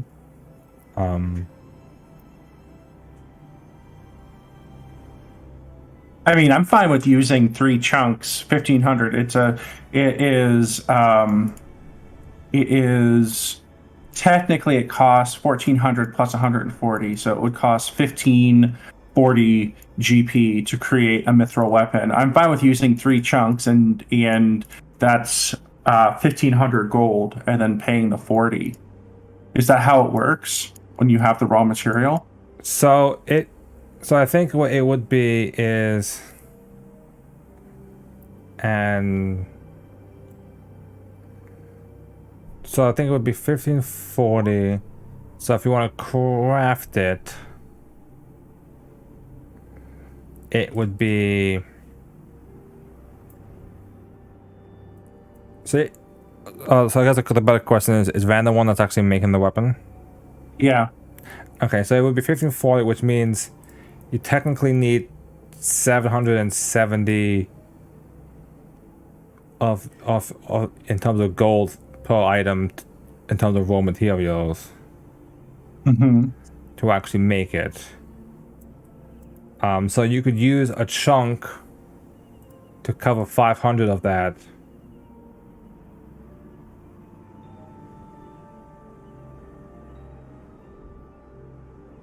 I guess you could do so. I guess let's start with how many weapons are you making? I'm gonna make 1 mithril weapon, and I'll make 1 silver weapon, which is a lot cheaper and less of a headache. Okay, so I guess in theory, if you didn't want to spend any gold, you could use all the mithril. You could use 770 gold worth of mithril. So 2 of the chunks. Yeah, like a chunk and a half, basically, to cover the mithril weapon. Well, if that can do that, then I could just make 2 mithril weapons, give 1 to Perto and give 1 to Shinava. Yeah, you can do that, and then that would essentially eat up 3 chunks. 3 chunks. Okay, that sounds good to me. I'll just put down to It is 1. confusing. Oh, somebody's already in there. Whoever purple hedgehog is, get out of the mithril chunks. Thank you. 1 mithril chunk. The All right, purple and then hedgehog. I think the crafter's eyepiece I have does something funky. Hold on. Wait till they get the Crafter. what's the item for this one? eyepiece. Isn't that something that's like ridiculously insane? Yeah, it's here.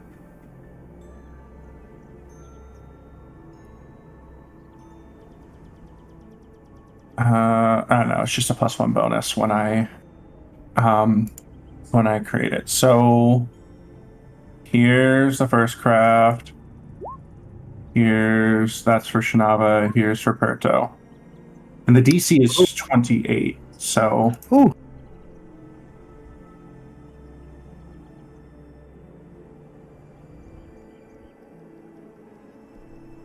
I feel like Percho's going to be having this morning start out a lot more now. It's a level 11 item. Guys are going Yeah, I ham. mean, just looking at it, I think my Morning Star is going to be my, like, instead of the dog slicer, my, like, main second-hand weapon. Can you put the wounding rune on? I mean, I was going to ask. That And is I can another spend a ask of day- Van, but could you move the wounding from my I dog gotta slicer complete to it. my Gotta make it complete. Van's like slaving over the shit. Yeah. He's got to put. Oh, Van, this is so cool. This is so awesome. I want to use this more. Okay, But yeah. Can we say that you didn't put the keen rune on this sword, knowing that you were going to make me a new one? I mean, you just move everything over. It's not a big Yeah, deal. just move it over. Yeah. Okay, so now you have a Mithril Bastard Sword Oof. This has to have a And- name. and a Mithril Morning Star. yes. Mithril shield. No more Mithril anything. Van's like, I never want to I see can't another do- chunk of Mithril as long as I live. So since it's a level 11 item, I think that allows you to put higher level runes on it eventually. This is what kind of grade mithril is this? Standard. standard grade mithril weapon, boys. Nice. Pretty good. Let's see. Pretty Where good. do I find? There we go.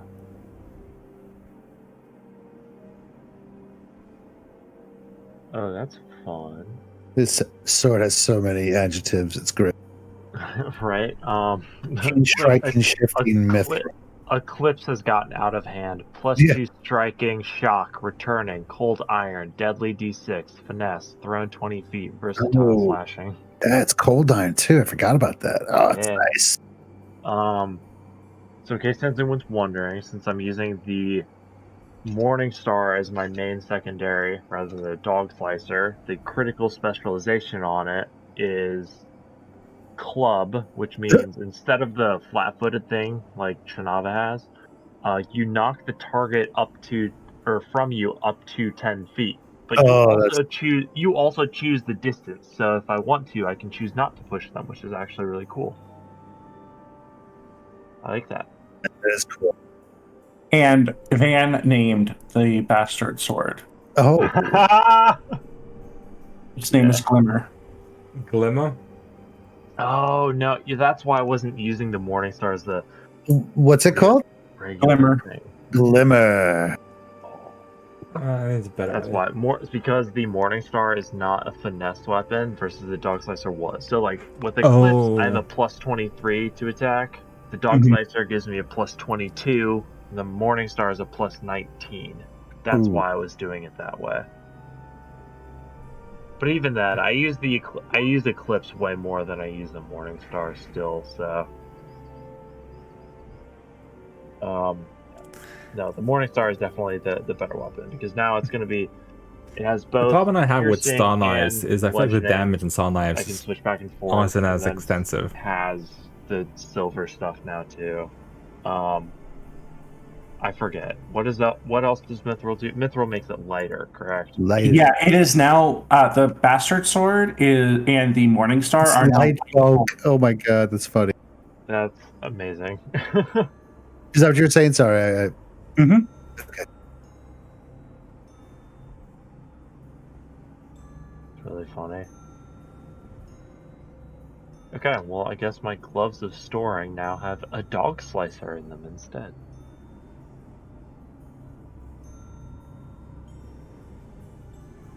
Is it really? That's weird. The warp glass. Yeah, I guess why not? Technically, I could put a bow in there, but who cares? Bow. Rangers who use bows. Thank you, Van. Who do we think we are? Pulling his weight over here, keeping the party together. But actually, though, So how many days did all that crafting take? 8 days. So 4. It takes 4 per. Rob's counting down to when the book tells us we're supposed to be assaulted by an invading force. I mean, we might be here long enough for the defenses to get done. Right, exactly. Fingers crossed those finish before. I mean, yeah. Oh, sorry, your defenses were gonna finish tomorrow, but the orcs are here today, so. Uh-oh. Yeah, so that puts you at day 94. You have 96 is when the defenses will be finished.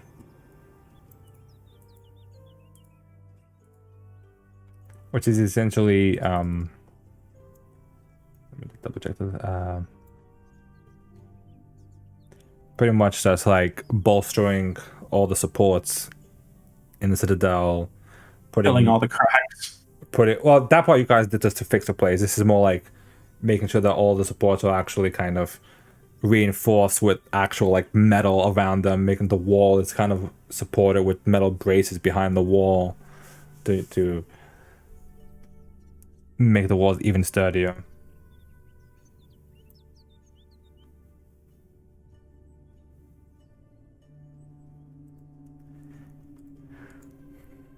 So they've done a pretty good job. I mean, they've crafted quite a few things going on. Well, They've crafted. I don't think I have anything else. Oh, I need to update my armor to include. I got to figure out what a wizard's tower. Resilience. Are they making a stable? They're not making a stable. They're making a wizard's tower. 1. Got to figure out what a wizard's tower would do. 1. I think that should be my next thing. I should do like a one-shot, like incident at the Citadel. That could be fun. I don't know though, because I feel like that might take away from if anything does happen to the place, you know, like. All right, cool. Well, I say we wait 2 days, and then we see where the gem will take us in Alseta's ring. Okay, so I guess my question now is how many potions of moderate elixirs of life do we want?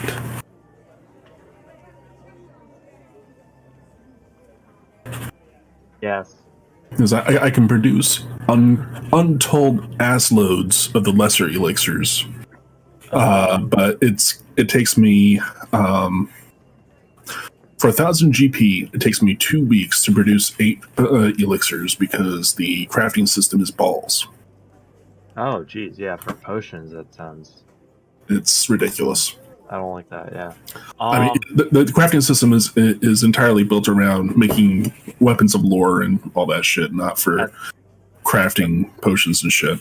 Yeah. Yeah. I don't know.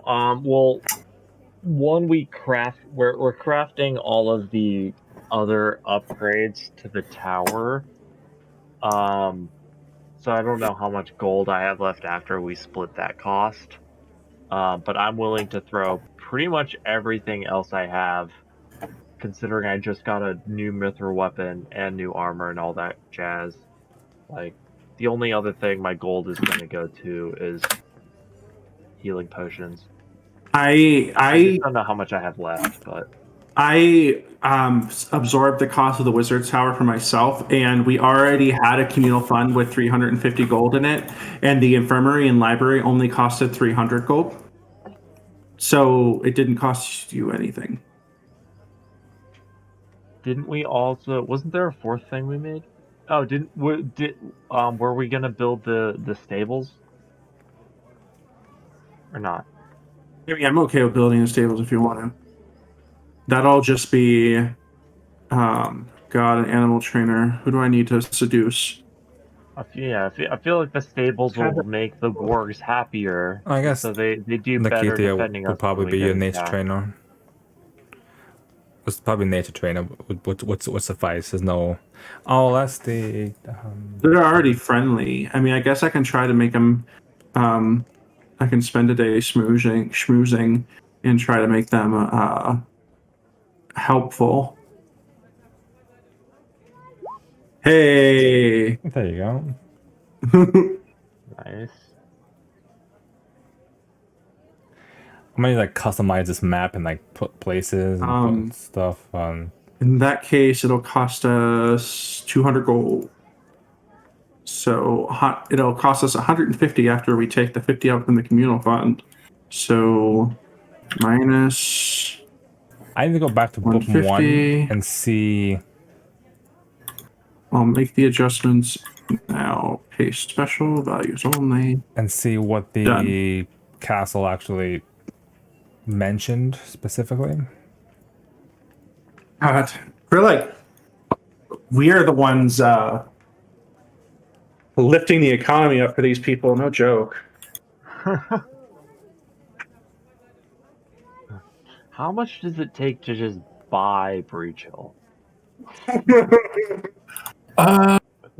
You know, I think we basically own Breach Hill at this point. I think we've created a new class of nobility based on the workers that have come to build these. Well, probably the merchants, I think, more than the workers. True, yeah. So we've become the thing that we hate. We've become bourgeoisie. Feels bad. The interesting dynamic is that you have Van who's going around like making friends with people. Then you have Shinava who's intimidating all the workers.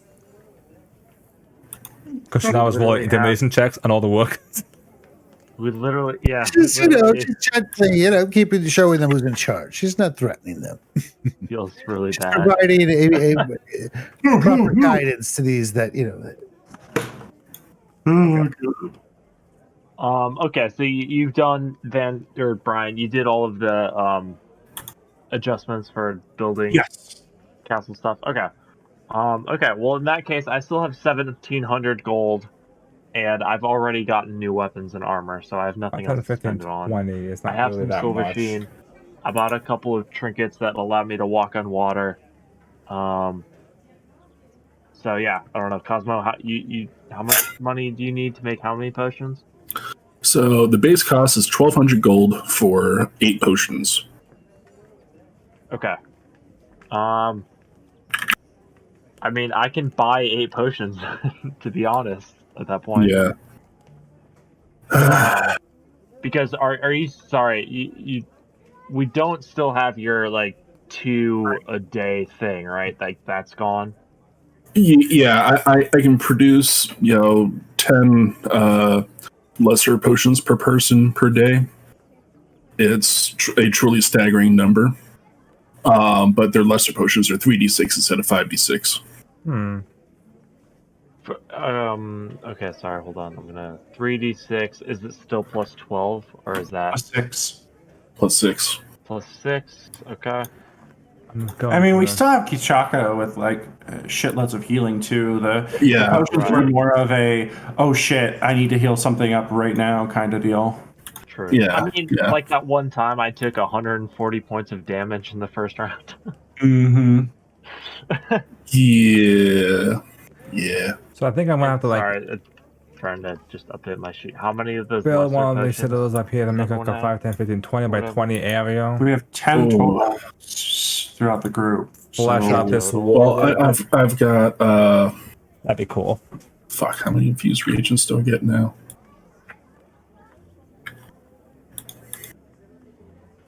Sorry, I didn't realize I didn't fill this in.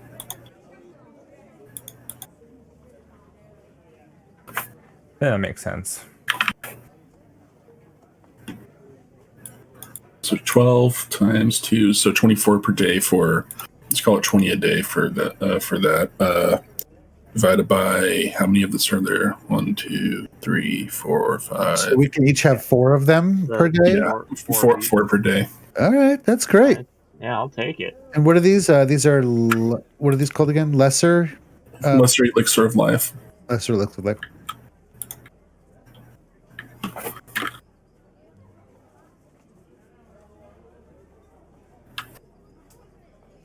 The potions are running. If you saw that thing I just pinged you with, sir, but Oh, that's cool. yeah, Is that a talisman? yeah. Yeah, I see the tag there. Nice. Oh, that is nice. Good to have Ooh, on. 70 gold pieces. Oh my god. Yeah, that sounds like a lot now, but I mean, we have so much. Is that a one-use item? Mm-hmm. Yeah, talismans are one-time use. Yeah. I thought, didn't you have a feat? Didn't he?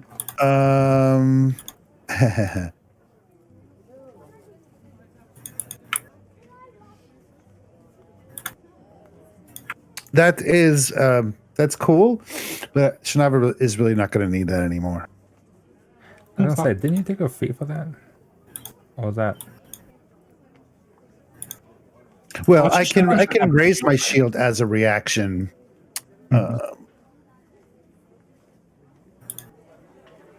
It gives you the shield. Yeah, it basically gives you the shield As a free action. Yeah, as a free action instead of a reaction, I guess. What's Oh no, that? it still has to be a reaction. So yeah, no, Okay. I already have that. Okay. I just saw. I was looking through talismans. Even for other reasons, yeah, that she definitely doesn't need that anymore. Should be fun. I was gonna say, I didn't want to say because you didn't say it, but I'm like, he has Powergon's guards. He doesn't actually have to, like, as long as he takes his stance, he doesn't have to shield block. So, you guys are just want to mention. So you guys are taking the 2 weeks for the whatchamacallit, potions. Mm-hmm. Well, I mean, if we take 2 weeks for the potions, I can get the price down to 1,050 gold for 8 of them, which is, a big discount. Okay. 130 a pop instead of 150. Well, deduct whatever you need from my money. Well, yeah. How many potions does everyone want? Because if it's 8 for the 2 weeks, like if it's just me and Shinava are Yeah. gonna take 4 each, we can split it. But I don't know So, how many everyone's doing. If we want to just throw money at it, I can produce. I can do 3 batches in that same time at 1,200 gold pieces per batch. So that would be 24 total moderate cure life elixirs or elixirs of life. Jesus. Which is, probably more than any of the shops in the town have available. Mhm. But that would just be literally throwing money at it. I guess Cosmo yeah, so does Finn, Van, and Kachaka want any potions, or is it gonna be just me and Shinava splitting this? And we'll figure I'll out take how the much we cheap want for that? potions. I only need the cheap potions. I'm in the back most of the time, so. Okay. Yeah, same. So I mean, if I just make the 8, That'll be good. Just per should be a good start. split them. Yeah, we can take 4 each, and then you said it's what, 1050 in total? 1050 across 2 weeks. Yeah.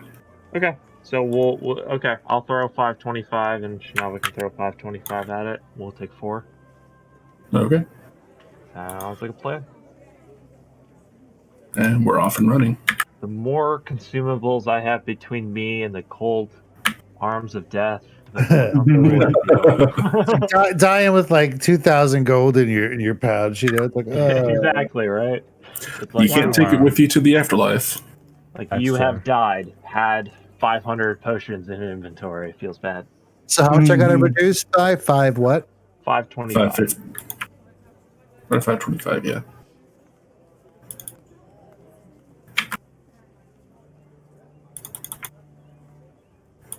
I have a library.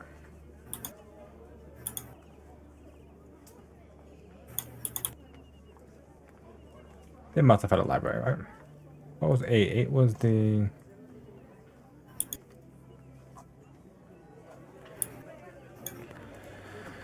Alright, so... We'll take a short break here, and then we'll come back after in a little bit, which will... After all the crafting and everything has been sorted out. Then we deal with the inevitable demon attack. Mm-hmm. Definitely, Legions the sky's just flavor darkening demons. around. Sky turns pitch black.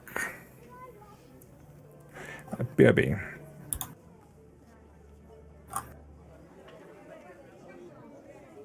Well, cool. Well, after Magic. all that waiting and the defenses are done, do we just want to test where the gym takes us? Hell 2.5 yeah! hours in.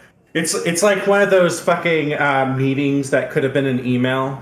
Like the first 2 hours was all just like doing the defenses and who wants this and who's getting that. And Which one of you made the coffee last month? You've been It sucked.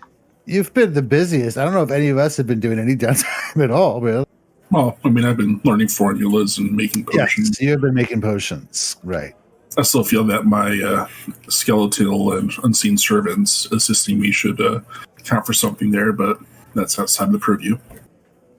Shinaba is going to be spending as much time as possible down in the with the wargs, and we'll even, I don't necessarily want to play this out, but we can kind of just say this may have happened. She may have even taken them into the town with her to see how, you want to see the town. Maybe you want to explore a little bit. Like, come with me.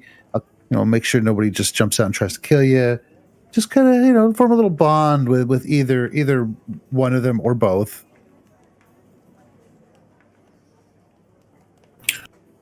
Dr. Martin, They're probably is not curious. necessarily a people person, but would like to point out that most of the common folk are probably going to be terrified of these massive murder beasts. That's why she's going down there with them. She's their gleaming victory plate. In a clear display of intimidation and good power. Yes. But it is. It does. While the attention may be different, it does come across as Shinaba kind of walking through the streets with like these two Display wards. of power. Like Oh my god! If I the streets like clear out as you walk through them. Like everyone just like hides. That's amazing. That's not her intent. This is her hometown. She is a local. Yeah. She is And a that's all local the more reason scion they're here. big. They know what you're like when you're drunk, and now you've got WMDs that walk around with you. Maybe she'll take them on a leash and be like, "Don't take offense to this." Maybe not, but yeah, she'll maybe naively not be realizing how that looks, but she's more interested in getting them to, go places with them and show her hometown, show her where she grew up.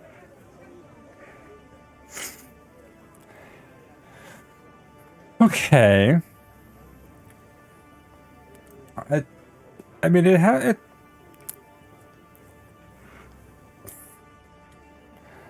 it goes relatively all right. Obviously, people since like you said, you do hail from here. They know who you are. They know that. They can kind of. People are definitely a bit wary. I would like, in most cases, She'll take them one at a time. Most establishments probably wouldn't want to work inside their place, just to not to freak out their other customers or guests, depending on the building. But going through town, it's an okay experience. They don't. I mean, the wargs themselves are enjoying it, seeing the sights, because they've always had to look at the town from afar. Just hunting in the woods in the area around, but not getting to actually be in the town is definitely a good experience for them. Townsfolk, again, a bit cautious, but they trust Shinaba's judgment and that she's there, so at least means that the situation as it can be handled if something bad happens. This whole situation is great.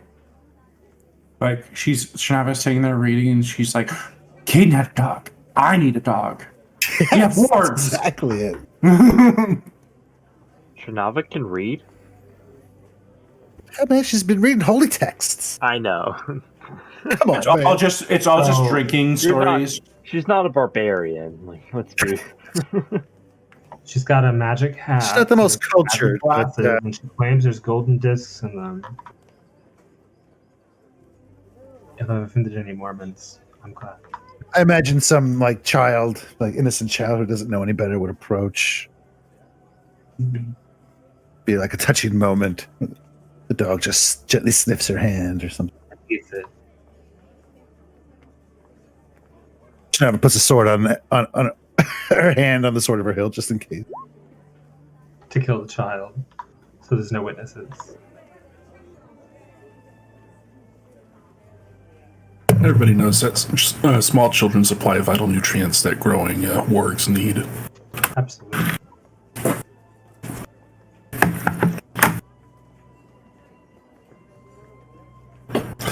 Okay, so I guess we are going to do a little adventuring now.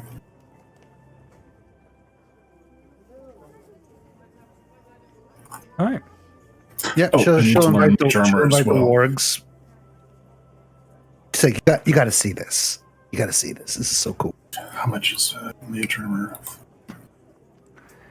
I will say out of game, the wargs are still wargs, which are like CR, Low level. like CR, like I don't know what I forget what the CR for wargs. I think 3 or something.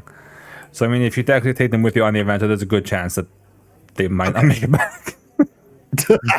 They don't level up on their own. It's not like Lucia that like levels up. Like Okay. it'd be like, Is there like a This is more leadership for or- her. This is more for her Yeah, hanging even- around in the town, walking around. Not something she'll Taking bring this- into combat with her. I Even got it. at that point, it didn't help Lucia that much. Yeah, really. that is true as well. Even Lucia did not handle that very well. We just keep her on the fringes of the group to earn just enough XP. Stay right there in Keep case you them get just blasted. in range. Oh my god. Oh god, I literally cannot fail learning a spell. Nice. That's always a good thing. Yeah, I took that stupid Sure. feat, and I've yet to use it.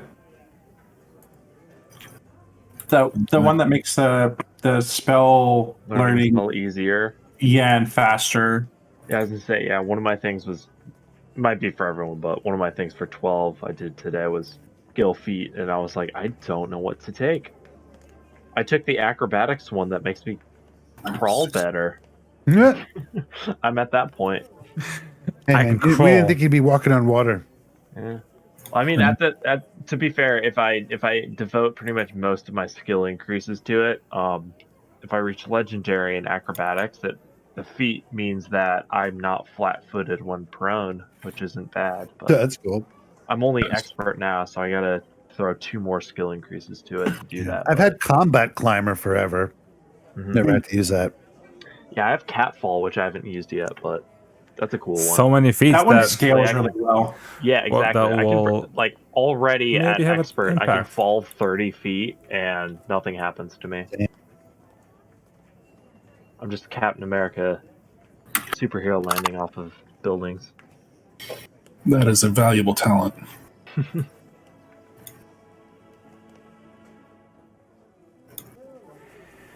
Okay, I've got mage armor now. So, with that, what do you guys do now that you've cleaned up all your crafting and citadel housekeeping needs? I make sure to pair the gem with the gem that Elijah has. Like I'll make a ring. Like I actually can make a pretty cool ring. Fucking Can I, crafting is great. Can I retrain out of a skill feat? That fucking ring is so pretty. That No. damn. Damn, That dude. ring is amazing. I'd like to retrain out of Bon Mot. I don't think she's just ever going to use it. I mean, she could still use it. I just But feel you just- we're not using it. I mean, It's a high DC, and she's not particularly skilled at diplomacy anymore. I mean, that skill's kind of been left in the dust. It's only trained. Where I'm a freaking master in intimidation, you know. So I don't think I'm going to be using that anymore because it's just that much harder to get the will DC with that score, you know. Well, we do have time.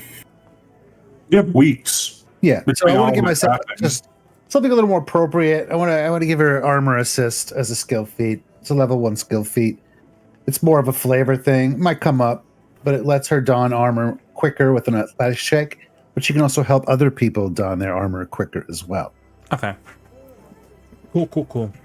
Got it. I feel that's Sounds- appropriate now that she's been Now that she's wearing full plate armor and Got just this like fully decked out. amazing armor. She practices putting it on and off. Wears to Nice, sleep a nice, few nice. times, see how it feels.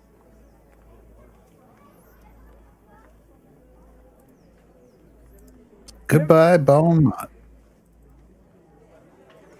So Sunava retrains into that. You make the ring to give to Elijah so that the communication between that and the Eye of the Wise works.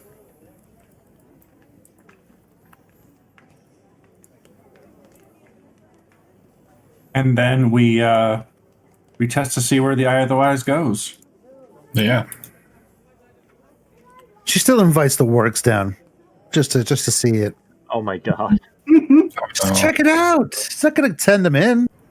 I swear, if a dragon comes out and tears those works to shreds. Well, if something happens, I need you guys to run away. Okay. They can come to the ring, but Yeah, considering they're not going last time- Yes, say to the okay. ring Stand and on then the on the bottom step. Anything happens, they turn around. They're behind the bear. Yeah. Band's entourage in town is actually the works. Oh my god, I forgot about that. Raj, yeah. Fucking wargs and a couple kobolds. What have they been up to all this time? the workers themselves have been, I guess we can say, they're assisting in terms of helping with the actual, like, working around the actual citadel itself. Pippin Zoff, the two kobolds you initially met, or initially probably almost treat themselves as like almost kind of like supervisors for the other kobolds when Rand's not around, thinking that they are special because they met Rand first. They are. I make them little dragon pins to put on their chests. They're part of the club.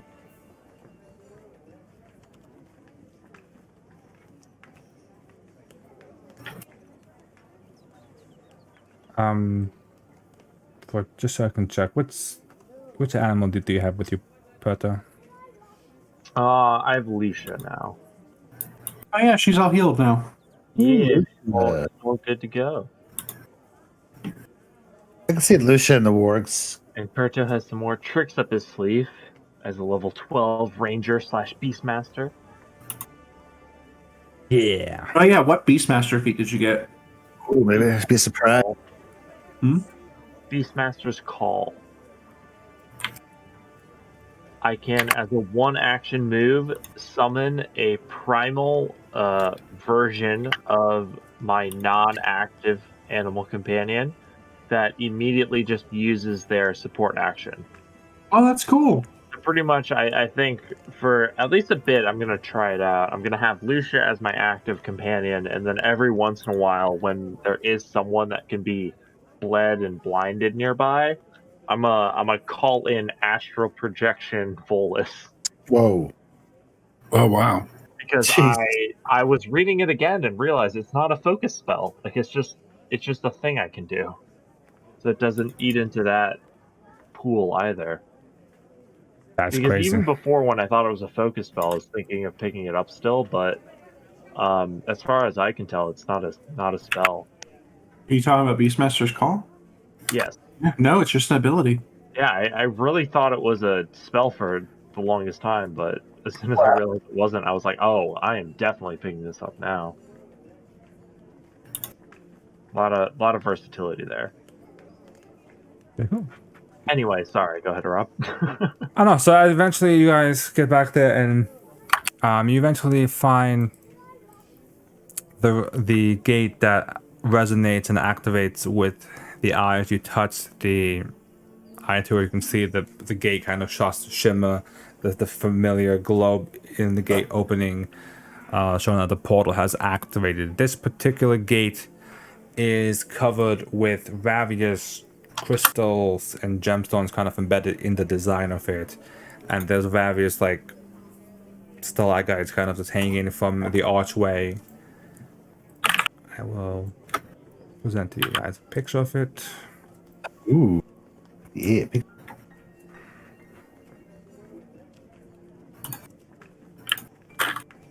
Hey Rob, before we leave, I'm also selling off my alchemical crossbow and chain shirt. Okay. Just because I'm not gonna be able to use this anymore.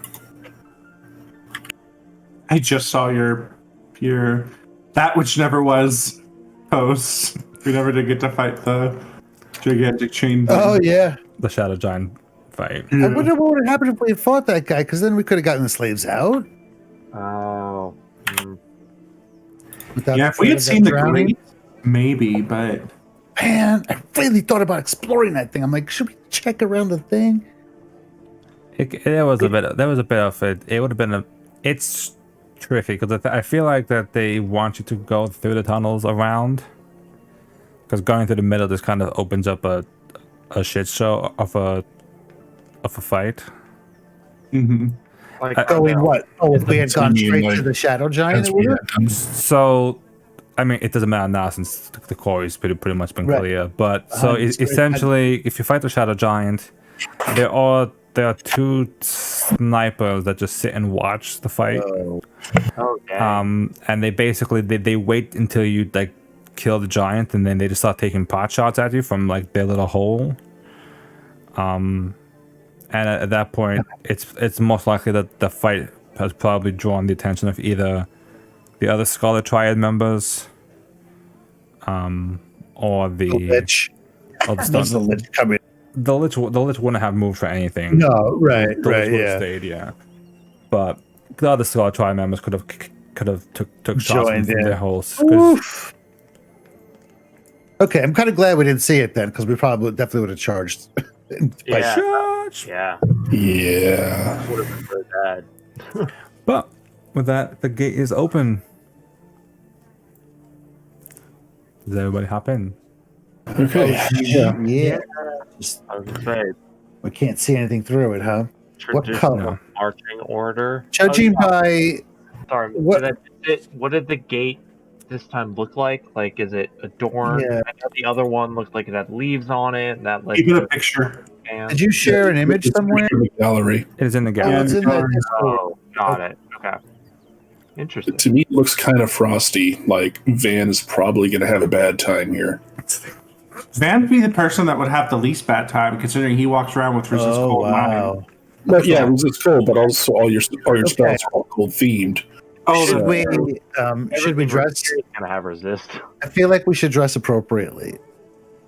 I mean, should we not bring like some cold weather Well, gear? why don't we? I think we should have Perto slip through, see what it looks like on the other side, report back. Then we can come back and either stock up on our furs or do whatever else we need to do to prepare for this.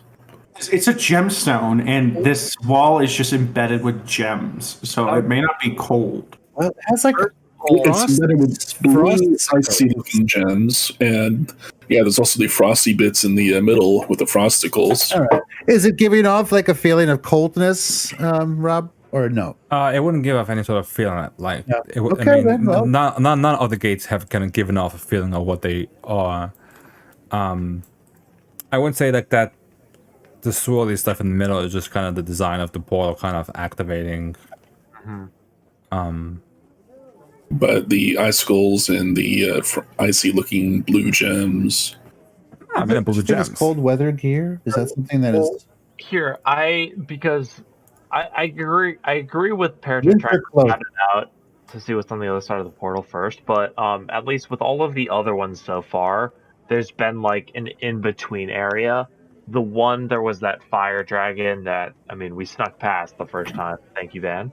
And then the other one had the hags and everything. So I think we should at least, prepare to go in for a fight for whatever extra dimensional squatters. They'll be guardians for sure. These are all Yeah. guardians. A picture of the first gateway that we passed through. Because I see the other two. Well, you only passed through 3 gates. Oh, Yeah, this will be our third. oh, okay. I thought this was the We're on right. book 4, but Yeah, you're right. Okay.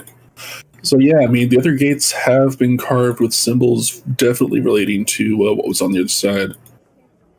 all right, let's just go in. Let's just stop. Forget it. I mean, if Shanav doesn't have a reason to believe it's going to be cold in there, then she's not going to worry about it. Oh, well, Dr. Martin is a desert rat. He's not a cold weather rat.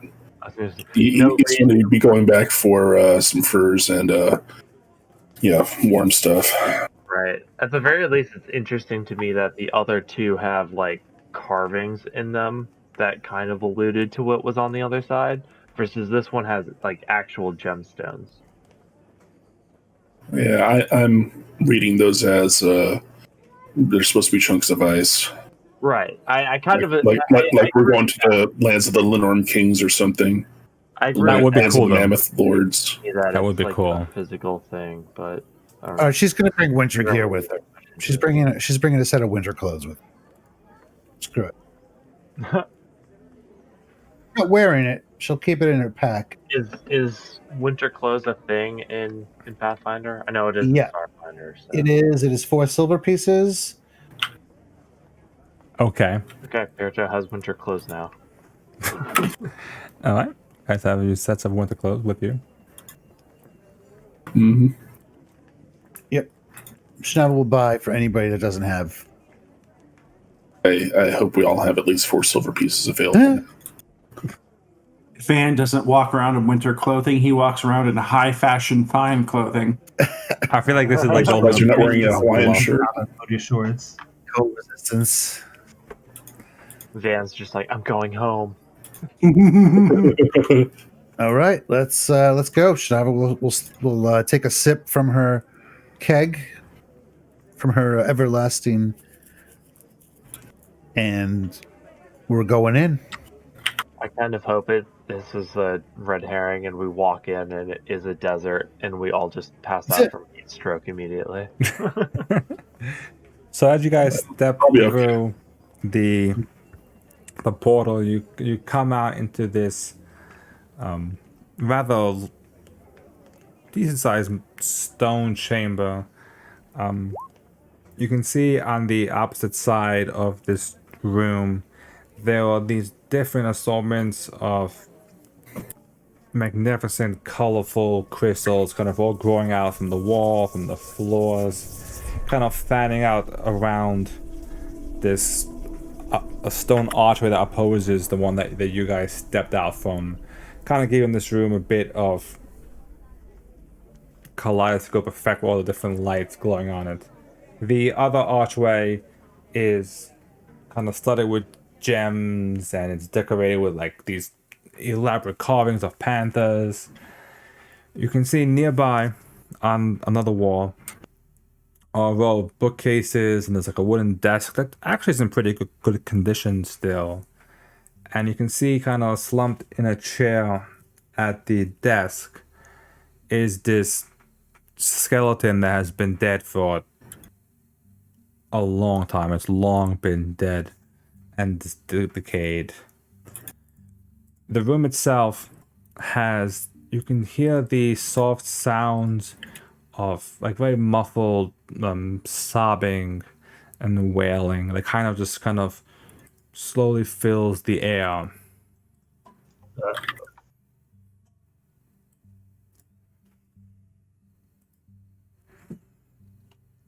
That's not creepy at all. Can I maybe I have to roll a perception check to it, but can I does the wailing sound like it's coming from a direction, or is it just like coming from all over kind of thing? Make a perception check Okay. Can we all make perception checks? if you wish. I'm gonna go check out the book they were reading. Before you get to that, so as you guys come in, you can suddenly see the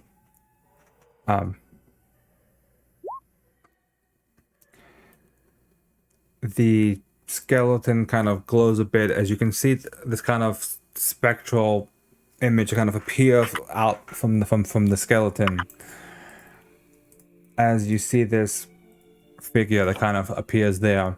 Oh god. It has rather faint gray skin, long white hair, and two like long pointed ears. As it turns kind of towards the group. While this is going on, pretty much everybody, you kind of start to realize that the sound of the wailing, the sobbing, is coming from the crystals themselves. The figure who kind of, as she kind of walks a bit more floats really, as you can see the bottom of herself kind of a long like purple dress kind of just fades into this like wispy smoke as she opens her arms and just kind of talks out to you guys. Van, Dr. Martin, and Kachaka understand it as she says in Elvish, welcome to Jewelgate. I be cautious. The other side of the chamber is quite dangerous and is not for anyone to venture towards. Hello? What is so dangerous over there? What should we be watching out for? The crystals are quite dangerous. What are you saying? What do they do?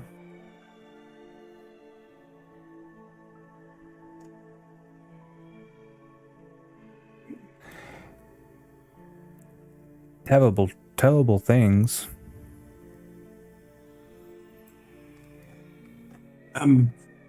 Great. Well, we need to get to the other side and pass through. Is there any way we can avoid well, it doesn't look like it. Van says, like, kind of peering around Perto and moving Lucia's big bulk aside to take a look at these crystals.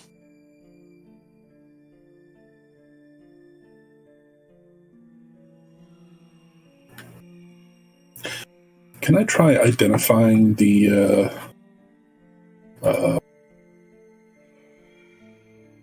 skeleton as any particular kind of undead? The skeleton itself? Ask her what she's doing here.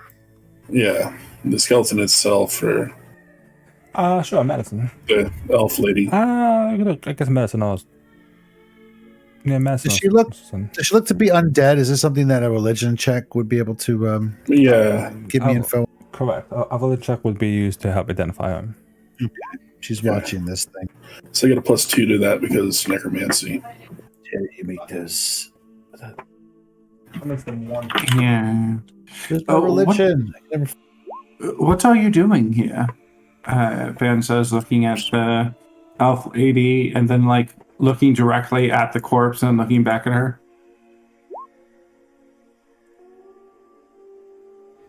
Wait, is she the corpse?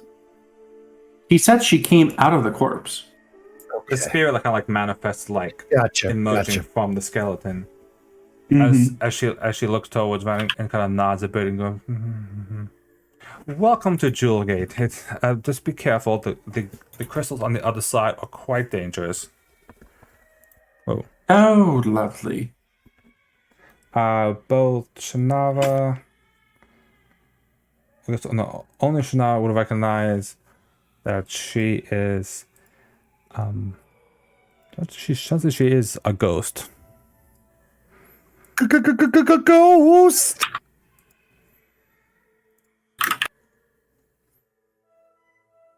What does she know about ghosts? Like, what does that mean to her?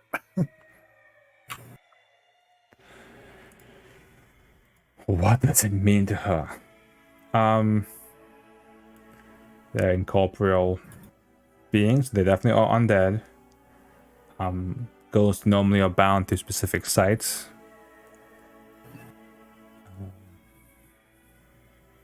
Normally something's kind of, keeping them bound. They may or may not retain nature abilities or nature from when they were living. Okay.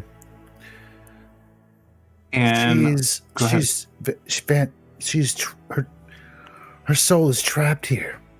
I kind of figured that, he said, looking at the corpse and her. There's something keeping her here. We should help her. We should try and help her. Oh, I agree. Can I look at these crystals? Sure. Kachaka also looked at the crystals. The crystals themselves are... They are... Still making this horrible crying noise.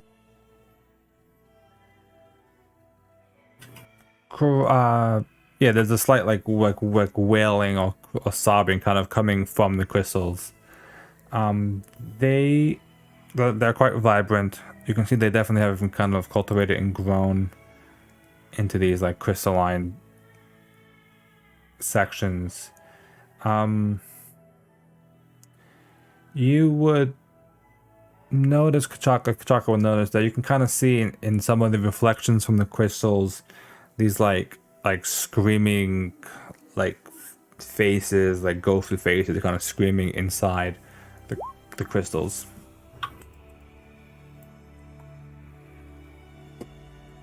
The hell's going on in there? Yes.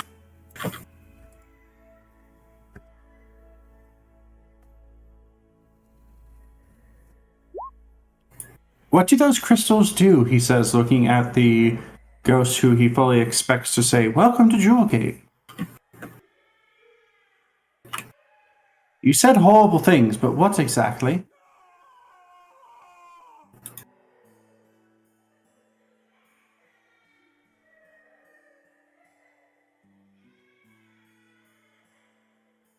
You guys like these crying sound effects?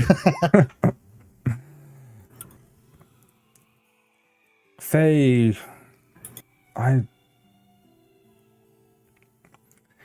believe that they must have been corrupted in some way. I could have sworn I was working on something.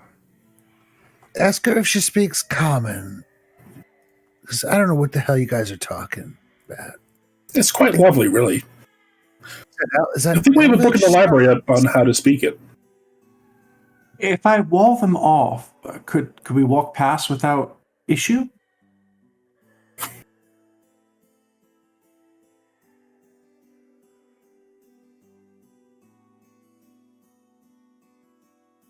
Are you asking her or are you asking me? Yeah, I'm asking her. Well,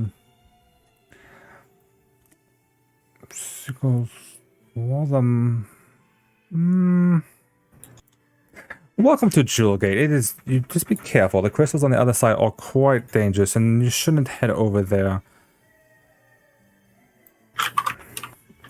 Van's gonna sigh and say, and then take a peek at whatever book she was looking at.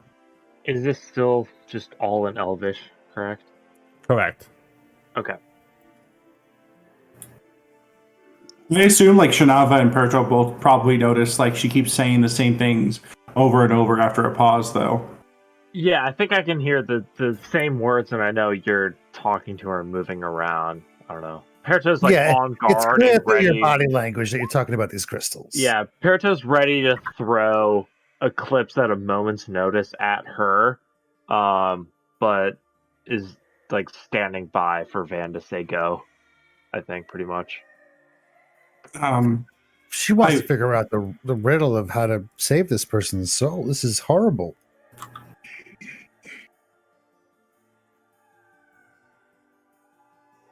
There's books and stuff. Did you say you were looking at the books?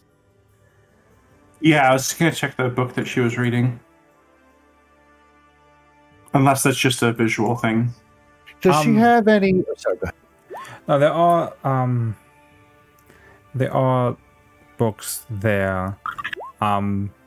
Initially looking at them, they just initial glance, not looking that intently at them. You can see they go into various details of just about like studying crystals and like the science of crystals and trying to understand the properties of crystals and what they can or can't be used for. You guys done? Okay. So question, is Kachaka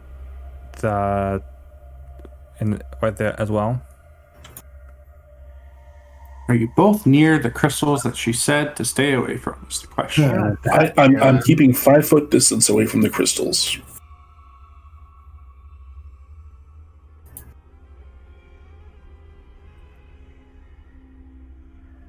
You're pulling a short round on us, I think. Yeah. Well, you stay 5 foot distance away, kind of studying them. Unfortunately, the echoes from the crying starts to actually echo throughout the entire chamber, and as it echoes, even the elvish ghosts are kind of floating around. Even you see her kind of shriek in pain and agony from the screeching as it just like rolls her in, and she just starts to like Push it down! wails I didn't do anything. in pain. I was just adjusting my goggles. I need everybody to make will saves. Oh boy. This is coming as a result of the ghost wailing? So as it actually starts to actually like fill your heads. Make sure you get your new What? +1 on there, Airto. I think I Wow, that is terrible. Again. That's very sad. Shinava has a +2 because of my bag of definitely nice. oregano. 33. And then I gotta open Lucia's sheet real quick. Fail. Come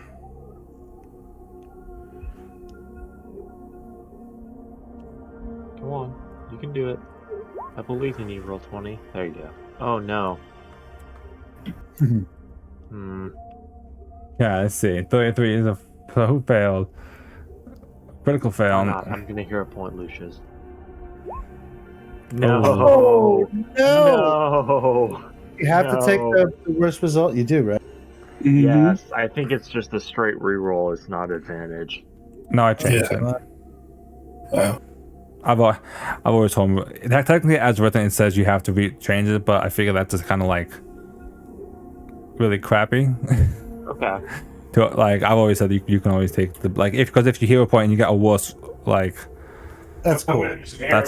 that's just like add fuel to the fire of like already doing bad.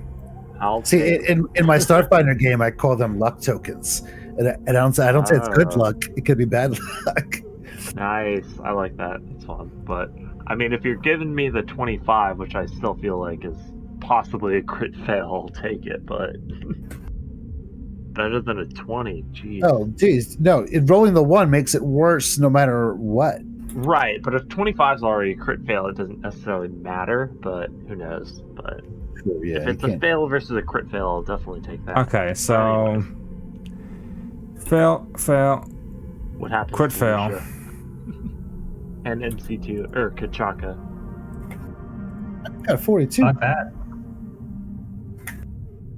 I spent my hero points to get not. So 1 minute is for once in a 6 is 10, so I'm just gonna put 9. So failed. That's 9. Also, now for will saves, my successes count as critical successes. Okay.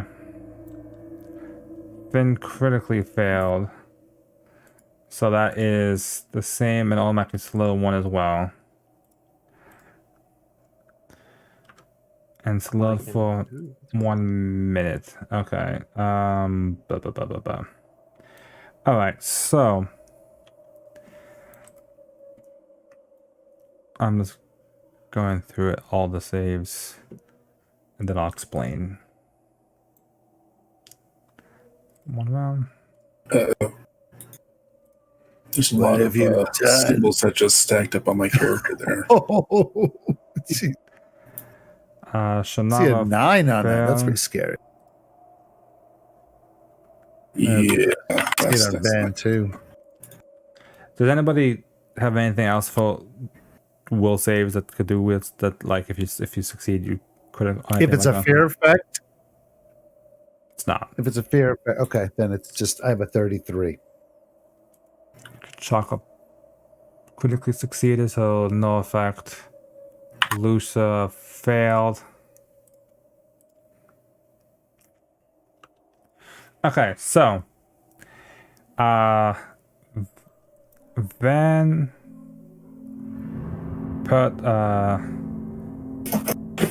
Shanava Lucia failed. Dr. Martin critically failed. Perto passed. Essentially, the swirly symbol means you cannot, for that many rounds, you cannot use reactions, I knew it. and you need to make additional saves as well against the things. For Perto, you only have 1 round. Everybody else has 1 minute. Jesus. Dr. Martin has all that, and in addition to that, you have slow 1 for 1 minute. Oopa. That's And heavy that's- duty. Roll initiative. Oh no, we're fighting the ghost. Damn it. Feels bad.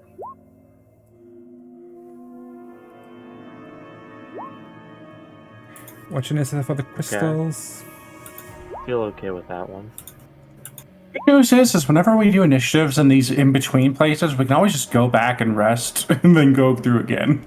Yeah, exactly. Yeah, that's what I was thinking about earlier. I was like, oh, let's just dive in, and then we'll figure it all out afterwards. Yeah, I thought I was staying far enough away to not trigger anything untowards. I'm sorry. It's fine, dude. Okay. It's how the game is played. Yeah. It's a moment. It's like you did a short round. 24. This, I guess, does Fool of a Martin. is this this isn't a spell or anything, right? Like, can I figure out if if the ghost was the source of like this thing that just hit us, or was it the crystals that did this Oh, to us? I was going Would be the to. crystals. to I mean, you could do recall. I guess you could do a recognized spell thing if you want. Right, I guess. Okay. Oh yeah. Okay, Van automatically recognizes it. Actually, wait, let me just before I check. It was. Oh, it's heightened. Sorry. Oh, that's me.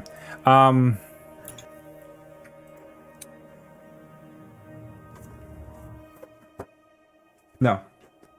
Berto does not recognize it. Dr. Martin recognizes it. Van would recognize it. It is crushing despair. Yeah. Okay. Yeah. Crystals have a initiative. Interesting. I don't like that. At the start of the also round, at very the start of the high. combat, Rob, right after this thing wails, Shana's going to be taken aback a bit, and then she's going to be like, ah! Scream back at it, kind of half confused. But she's doing a victory battle cry. Oh. Oh, baby. Oh, baby. That was at the ghost? Yes. There's nothing else, right? Mm-hmm. 36. Oh, mama. It's probably not lower level than her.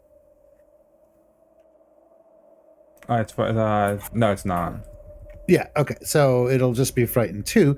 But that also gives her now, I mean, she has terrifying resistance, so she'll get a +1 to all the saving throws against this thing. Okay.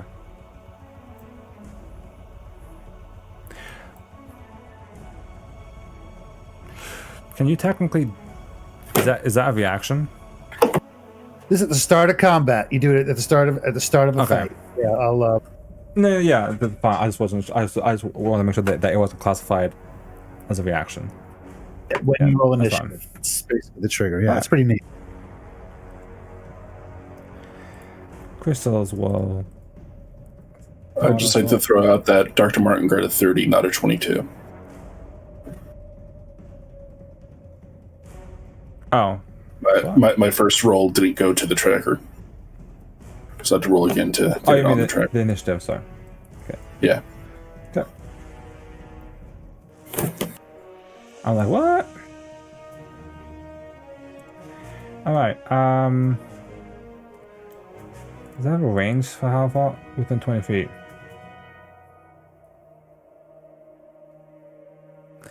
Within 20 feet of the crystals.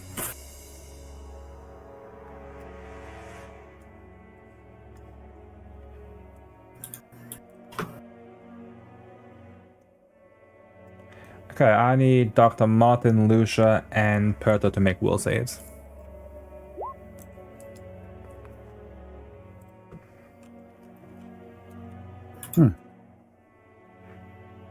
What is that? What is this?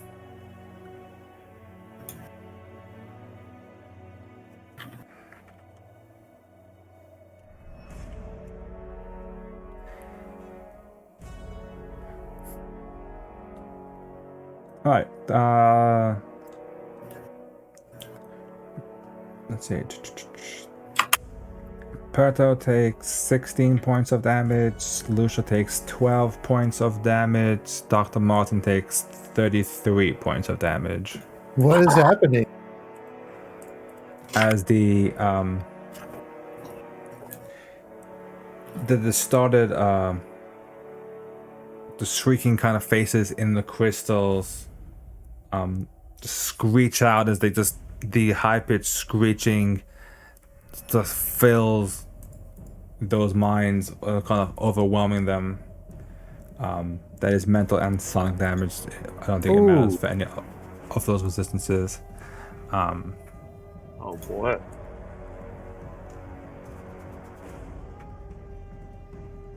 Is that coming from any specific crystal that we can see? It's a sound, right? I guess we can't see it so much.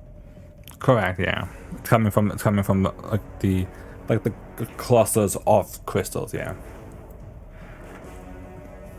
And she is obviously linked to these crystals in some way.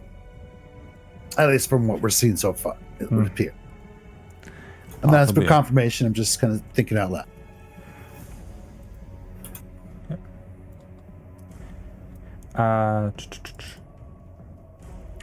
She's squeaking, kind of goes, I warned you, do not go near the crystals.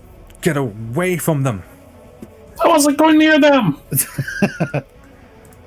And she'll kind of begin to cast a spell. It's just a brief like glimmer that kind of like surrounds her.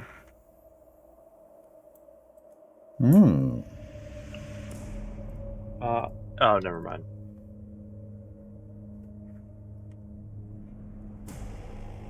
Maybe we can talk If it's her feeble down. mind, I Maybe we can quit. talk her down. Okay, so the crystals are definitely hostile, and she may not be. Well, I don't think there's any way to get around her. She wasn't helping us. She wasn't helping us there. I mean, she didn't try to help us. She was like, She's "Yeah, go warning. ahead. Look at that." She told us Wait, not did she go say to do get that. away from the crystals, or did she say I told you to stay away from the crystals? Both. Just now. Hey, you can have a hard, she didn't really say how we could get across. She wasn't being helpful. I was gonna say, yeah. And Shinava really doesn't know anything Oh, about this. But The hobo's question, I believe she said, she said stay away from them, and then after we triggered them, she said, I told you not to get near them. So she was kind of being like a warning sign for us. Right. yeah, I guess. Yeah. Right. She wasn't being actively hostile to us, effectively. All right. Then I'll move to here, and I will reach out a vine and treat condition on Dr. Martin.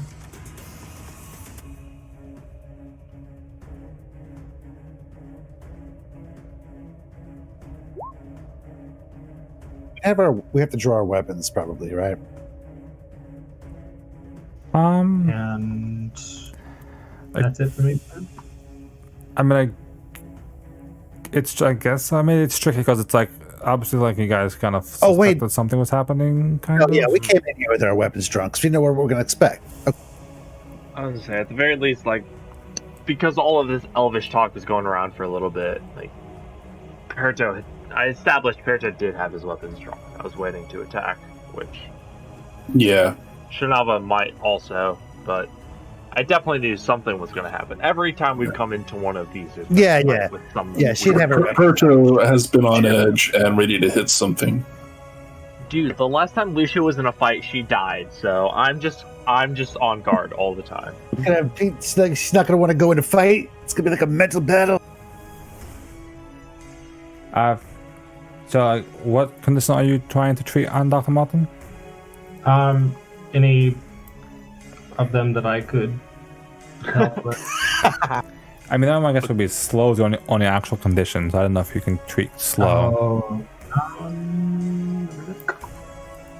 What is the other condition? Just hitting me with hit points is also nice. Okay, then never mind. I'll just heal him. So that's gonna be. It's not an actual condition. It's just you can't use reactions. So. Okay, well, I hate now I'm healed for 38. And I'm done. Okay. Perto's turn.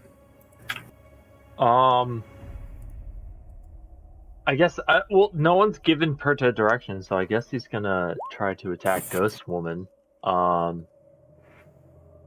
So he is going to command Lucia to move. Oh, I just read the thing quickly. Make a will save for me. On Perto or Lucia? On Or both? both. Uh-oh. I don't like that number. Okay. The sounds the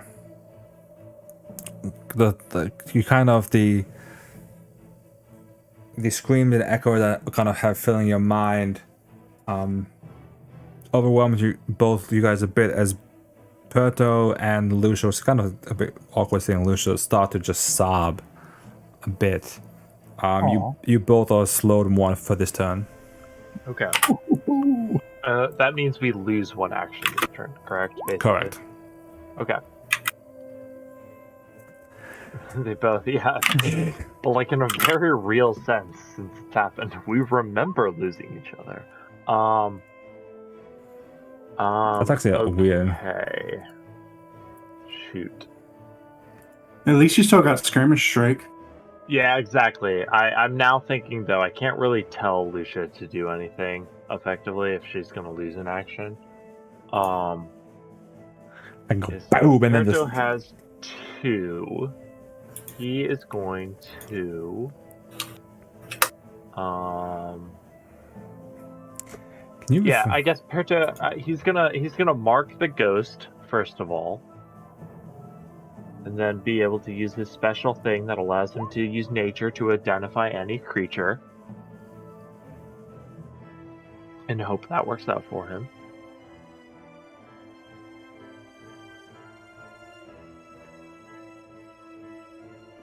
It does not. You do not know. Oh, damn. Okay. That's sad. Okay, well, then he is going to, How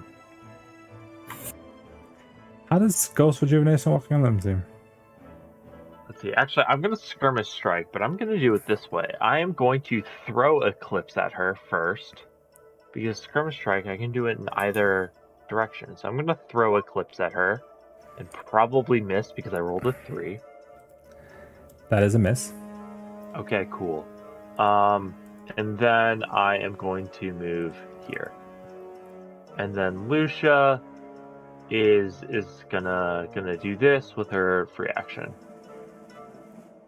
Okay. That is Perta's turn. Alright. Shanava will save. We're fighting this thing? Is that what we're doing? Womp womp. I don't know. There was a You are lot of slowed talk one I this couldn't time. understand. Okay.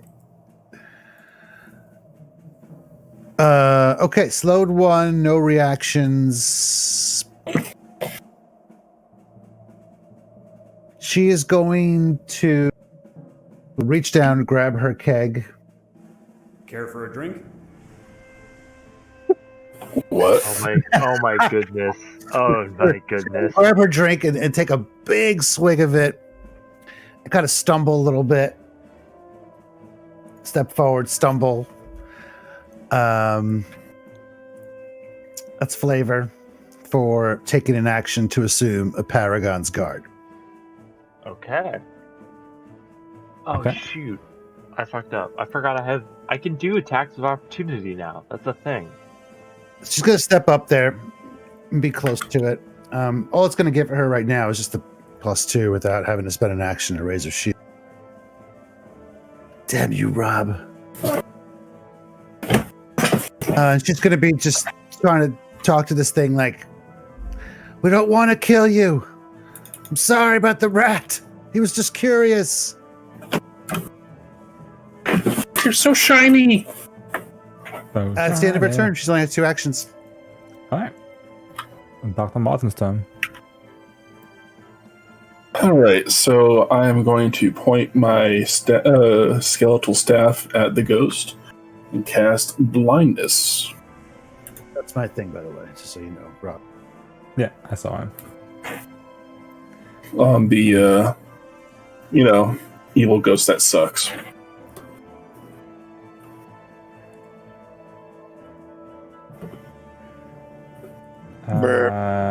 For to save. Hopefully that is adequate.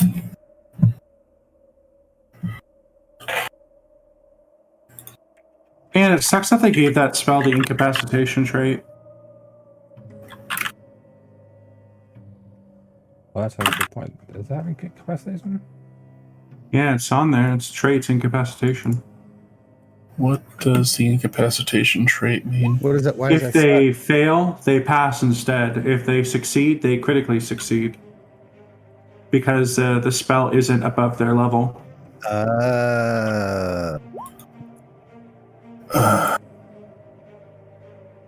It's good on mooks. Save it for mooks. So instead of being blinded for 1 minute, it's blinded until its next turn begins. Okay. I can't even upcast the spell. That's next turn begins, so it barely even affected. No. That's I'm perfect. casting it through the staff, so... Oh yeah, that's both of my actions then. Alright.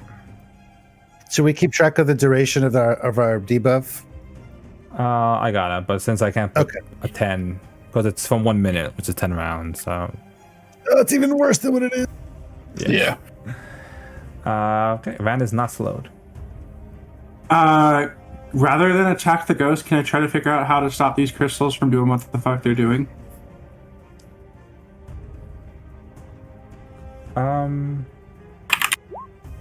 Sure, I would say...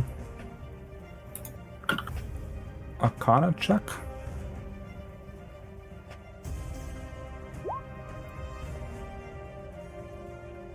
Okay. actually decent at it. You would. No, the crystals definitely have a very intricate thing. You probably have ways of.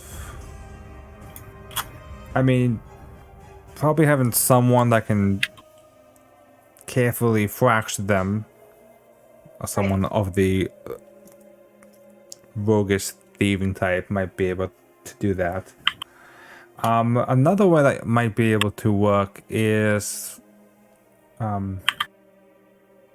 using objects to essentially kind of cancel out the resonance of all the crystals, and that would require a crafting check. Okay. That's pretty neat. Well, then I will go here. And you said do a crafting check? Correct. Using objects to essentially kind of like try and soak up the resonance, the sounds between all the crystals. Is it 1 action per or 2 actions? How does that work?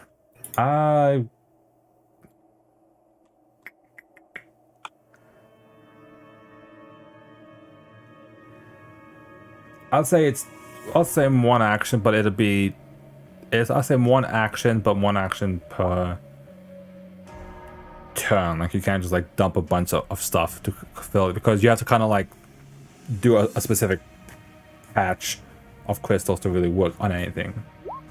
So, okay. You start. Do you have any specific objects that you put down? I mean, I'll just spend an action to like dig into the bag of holding and pull shit out. So I'll put something down. We got a whole ton of shit. All right, you just start throwing stuff to kind of cancel the delicate structure and kind of soaks up some of the screaming and wailing that's been filling up the chamber. And I turn to Dr. Martin and tell him to do the same thing. Do what now? Resonance! He says, you have to throw things down. Well, I did pick up a tuning fork. I think that might make it worse. Draw it out. All right, Crystal's turn. Van and Dr. Martin make will saves.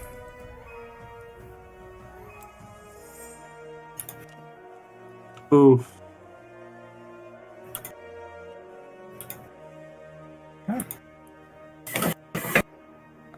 Van. How many? Sorry, I was gonna ask how many patches are there? Is each one of these a patch? No, I would say it's kind of. I would say you took down at least a good like 5-10 foot patch of crystals. So probably a good quarter to a third of the crystals. Okay, so between me and Dr. Martin, we should be able to get this done quickly. Van takes 52 points of damage. Whoa! Shit.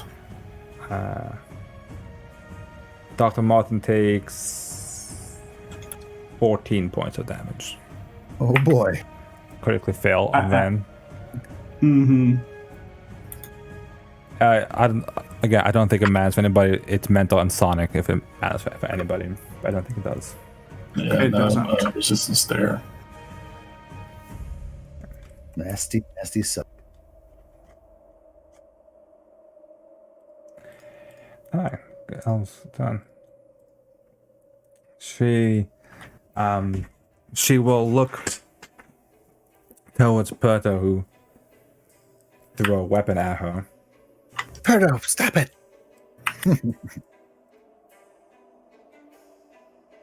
He didn't mean that. He didn't mean it. Oh, yes, he did. As she just like points of, as she just looks over at Perto and reaches one of her hands and just like mutters a word to herself. Suddenly Perto's vision goes completely black. A word, you say? As you are blinded. What? Oh shit! No save. Fuck me. Wow. Yeah, it might be gonna roll Arcana, but I think I know what it is. No, I went before this. It's a spell, I assume, right? Can I? Oh yeah, yeah. recognize it Proto before does I'm actually playing? have Proto can use reactions. Yeah.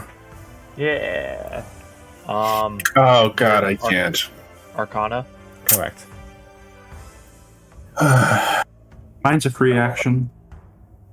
Mine's a reaction. I mean, really, all it gives me is a +1 on a save if I crit. But There's no save. if there's no Uh, save, it doesn't really matter. I would just like to know. Yeah, what the hell is that? Surprising Rand does not identify the spell properly. But Proto does. It is a word, and some may call it a powerful word. It's power word blind. Oh, it's power word. Holy fuck. You are blind. It's a we're nice at- spell. We're at that level now, huh? You are It's a blinded. one action. It's one action. You are blinded for 3 minutes. Oh, fuck. Jesus. Oh, no. Okay, at least it's Oh, not permanent. no. It's not permanent. Lucia, fight for me. No, it's Fight only, for me, Lucia. it's permanent if you didn't level up. Oh, thank goodness. Could Shanava have tried to interrupt? Because it's only a verbal spell component. Okay. There's And there's- even then, you don't have Yeah. you don't have a reaction, anyways, right? Oh yeah, you So- can't react. Yeah. I was going to say, if it's verbal, that's fine, because then I would feel really bad, because now I have attack of opportunity. I could have done it if I moved at her instead of across, but if it's verbal, I couldn't have done it anyways. Damn. Oh damn. And Then I then don't feel as bad. and then for the rest of her, she will she'll screech and go, I told you the crystals are bad, as she kind of says it. Some of the crystal shards kind of just scatter along the floor, begin to just kind of start to whirl around the air as the entire chamber starts to get filled with these whirling crystals, sharp razor crystals filling the air. I need, safe to say, everyone's in it. Everybody to make a reflex save. Everyone to make a reflex save? Correct. And this is... Does this count as something from her? It's her, right? This would count from her, yes. Okay. And Perto has evasion, but it does not apply to his animal companions. Check if I can use my reflexive shield on.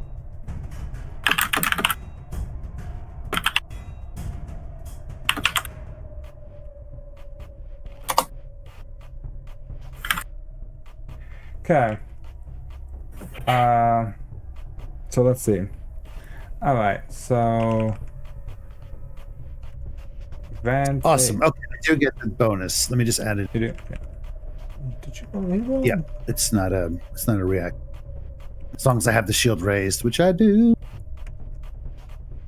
That includes your new fancy +3 instead of +1 to reflex.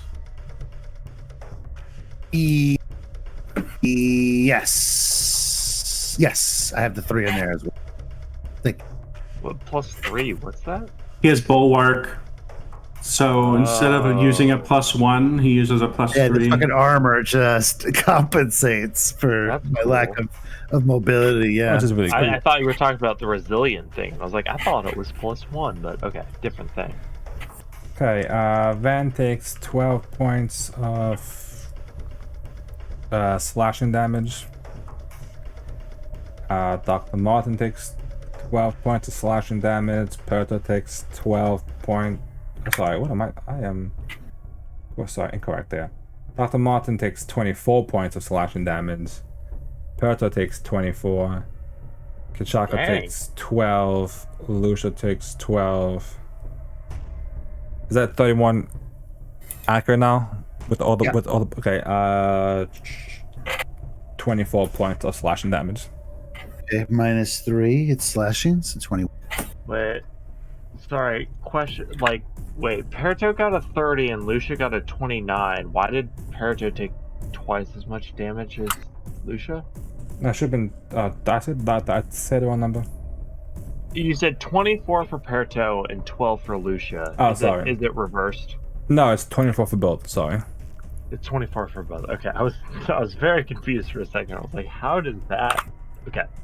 Only people who passed were Kachaka and Van. Damn, 30 failed. Feels bad. Okay. Alright. Kachaka's turn.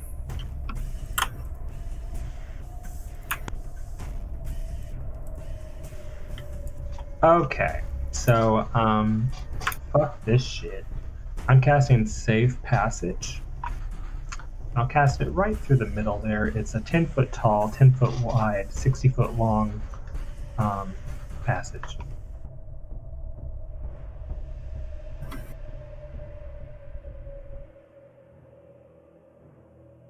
What's that?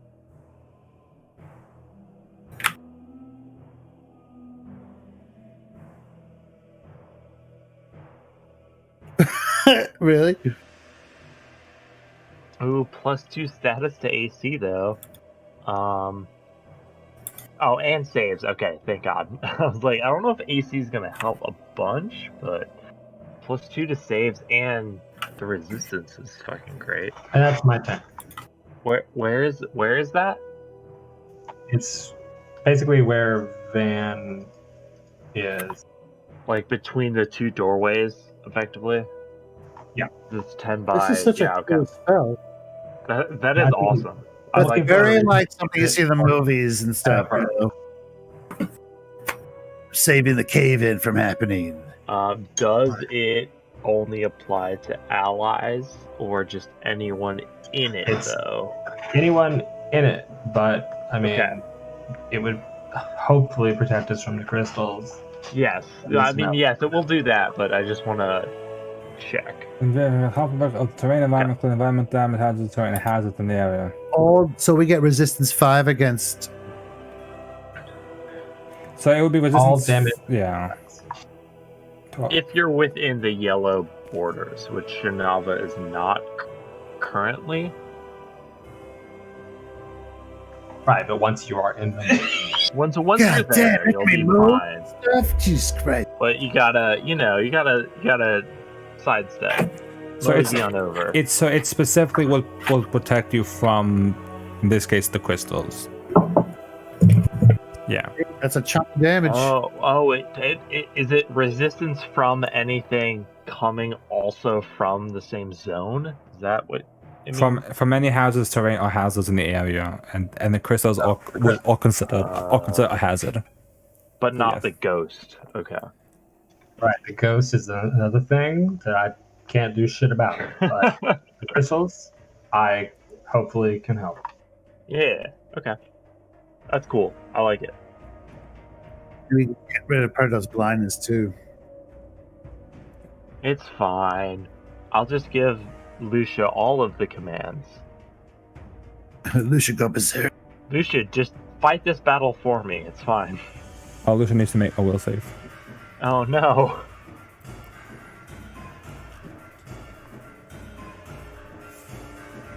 Oh, because the thing. That's right. Because she's still, she is slowed 1. Oof. Okay.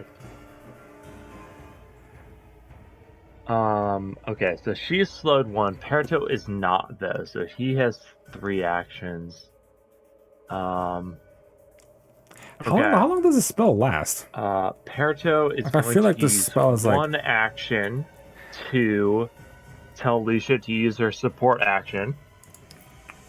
The second action Perito is going to use to summon Volus as a spectral projection. Let's go. I meant to. This was one of those things that I kind of wanted to be able to say for a session or two and pop out as like a he can do this sort of thing. But I'm going to summon Volus over here. And he's just kind of an astral projection that exists as if he's a real thing until he's attacked, / also till the beginning of my next turn. So Lucia and Volus are both using support actions right now. Volus's is probably irrelevant because now that I think of it, a ghost most likely Doesn't definitely bleed. cannot bleed.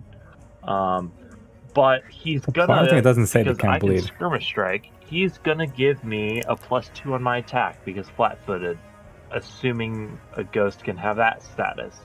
because I am going to skirmish strike up here and hit with Eclipse at this ghost woman. And I rolled a 9, which is not great. Roll a d20 as well. Oh, right, because I'm blinded. Yeah, there is that additional. God damn it. You have hit me too many times with Eclipse. I will get my. You're blinding me. I'm gonna blind you. So is that good or bad? I forget what he has to. I think it's 11. It's a D11. Yeah. It's a Oh, DC nice. 11. Like that's Nice. barely making it. It's You're scratching still in the by. fight. You're still in the fight. Okay. Yeah. So, a 32 against her flat-footed AC, assuming she can be flat-footed by flanking. That does Ghost it. bolus. Awesome. Okay, so shocking cold iron hits this ghost person, and then also Lucia, because she did support action, does another 2d8 damage. Which is magic for the purposes of damage reduction, if that's relevant, which I assume so, because she's a ghost. Okay. You the Eclipse and you see Lucia strike and kind of the shock damage kind of shocks and singes the spectral body. The rest of it doesn't seem to do much. The cold iron does nothing. Oh, that's sad. Okay. I mean, it hit. It just didn't seem to. Right. Cold iron doesn't seem to do a lot. Shocking does. Electricity does. Volus obviously doesn't cause her to bleed.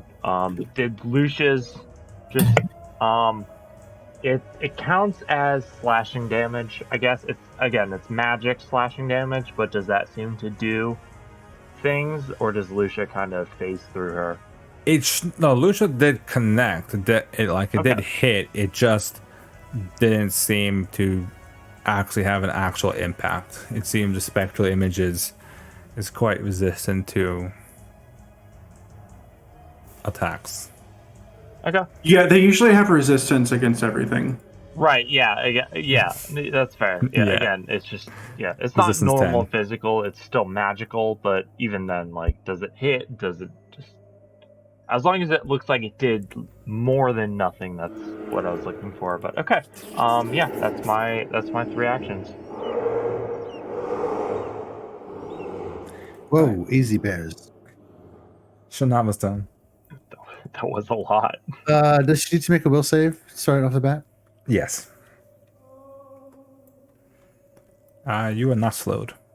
Woohoo! Right. I love having this terrified resistance thing. I feel it's much better. All right. Seeing the area of safety, I guess she'll try and make her way over there. But not before executing a double slice. So I'm sorry. Didn't have to do this. Swings Galema down, followed by the shield, the new shield as well. That's such an Oh, womp womp. And the follow up with the shield. My God, really? Damn. All right. And then she will she'll stride. Oh, she can do shielded stride.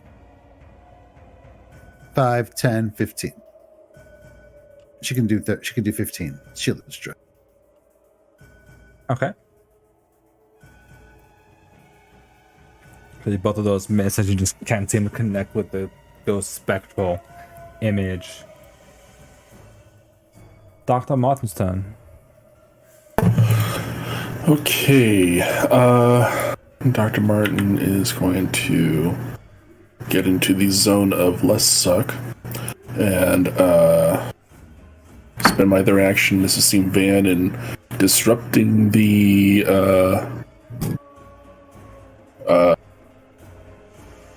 resonance, reach in my cheeks and retrieve anything that I might have picked up that can be used to disrupt the resonance of these things, which is apparently not tuning forks. You know, when you say I reach into my cheeks, my first mental image is not your mouth cheeks. Well, I mean,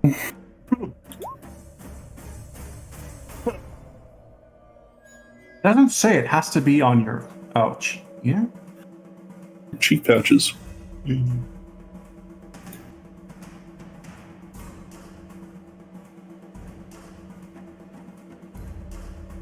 Can Ghost be critically hit? Uh, Is that Yeah. fair? Like, I don't know how You need the to make a incorporeal craft stuff check, works. see if I can critically craft it. Uncanny cheeks. Roll a crafting check. Or thievery. My Doc craft. is what the Yosoki evolved into. And Starfinder, I mean. So you wish they were me.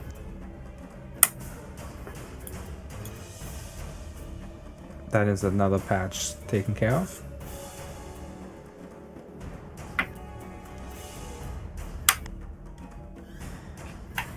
Probably have to be like here just to kind of logically tack on another patch, if you will, I guess. It's weird because there's no like specific this crystal, that crystal has to be this deactivated, but I guess we get like this one. Yeah, and like if we then- can actually get to the door, that would be great. I mean, I'd be happy if we could just leave this room, to be honest. Well, I think we just have to get rid of the crystals because otherwise we'll get the crystal storm every time we come in here. autism. Not only that, but the way she was talking about how we need to stay away from the crystals, I think she is connected to the crystals. Yeah. Okay. I have a suspicion that the crystals just steal your soul if you touch them. So I'm not going to roll a will save because I'm only going to use 2 actions, one to move and one to do the crafting thing, Okay. if you don't mind, because I don't really have a need for a third one. So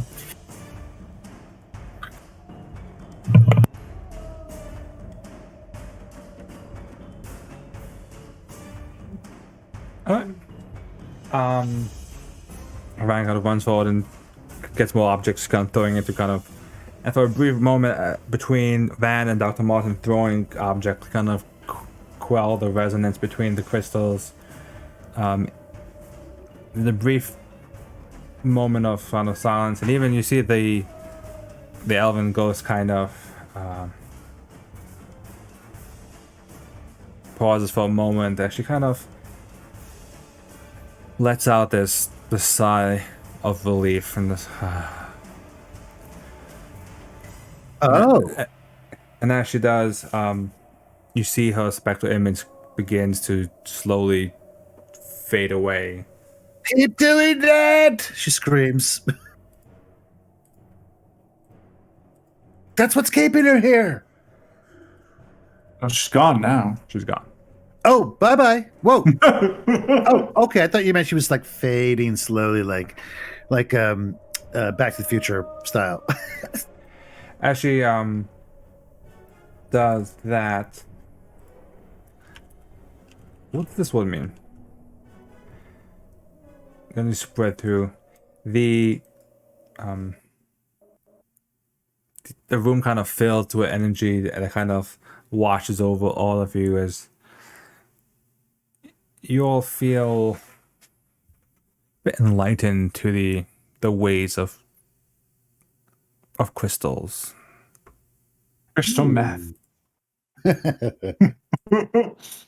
Freaking bad.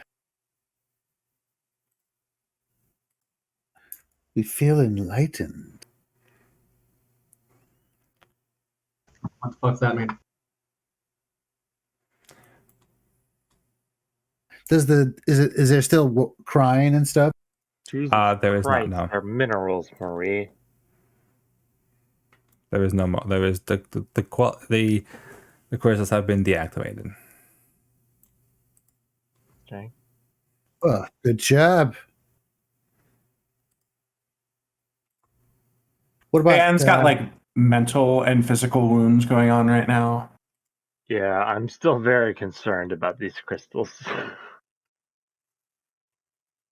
Schnabel will guide Perto to a spot where he can sit down. Oh, that's a good point. Perto's blinded for what? Perto, It was get over 3 here. minutes or Have whatever. a seat. We should Correct, yes.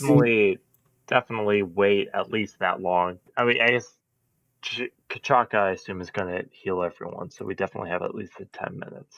Yeah, can we spend some time looking at the books? So the blind and everyone else's. Oh, books. Yeah, sorry, I missed that part. Yes, read books. Read books. Yeah, we'll spend some time in here now that the Yeah, threat whatever else. is. Okay.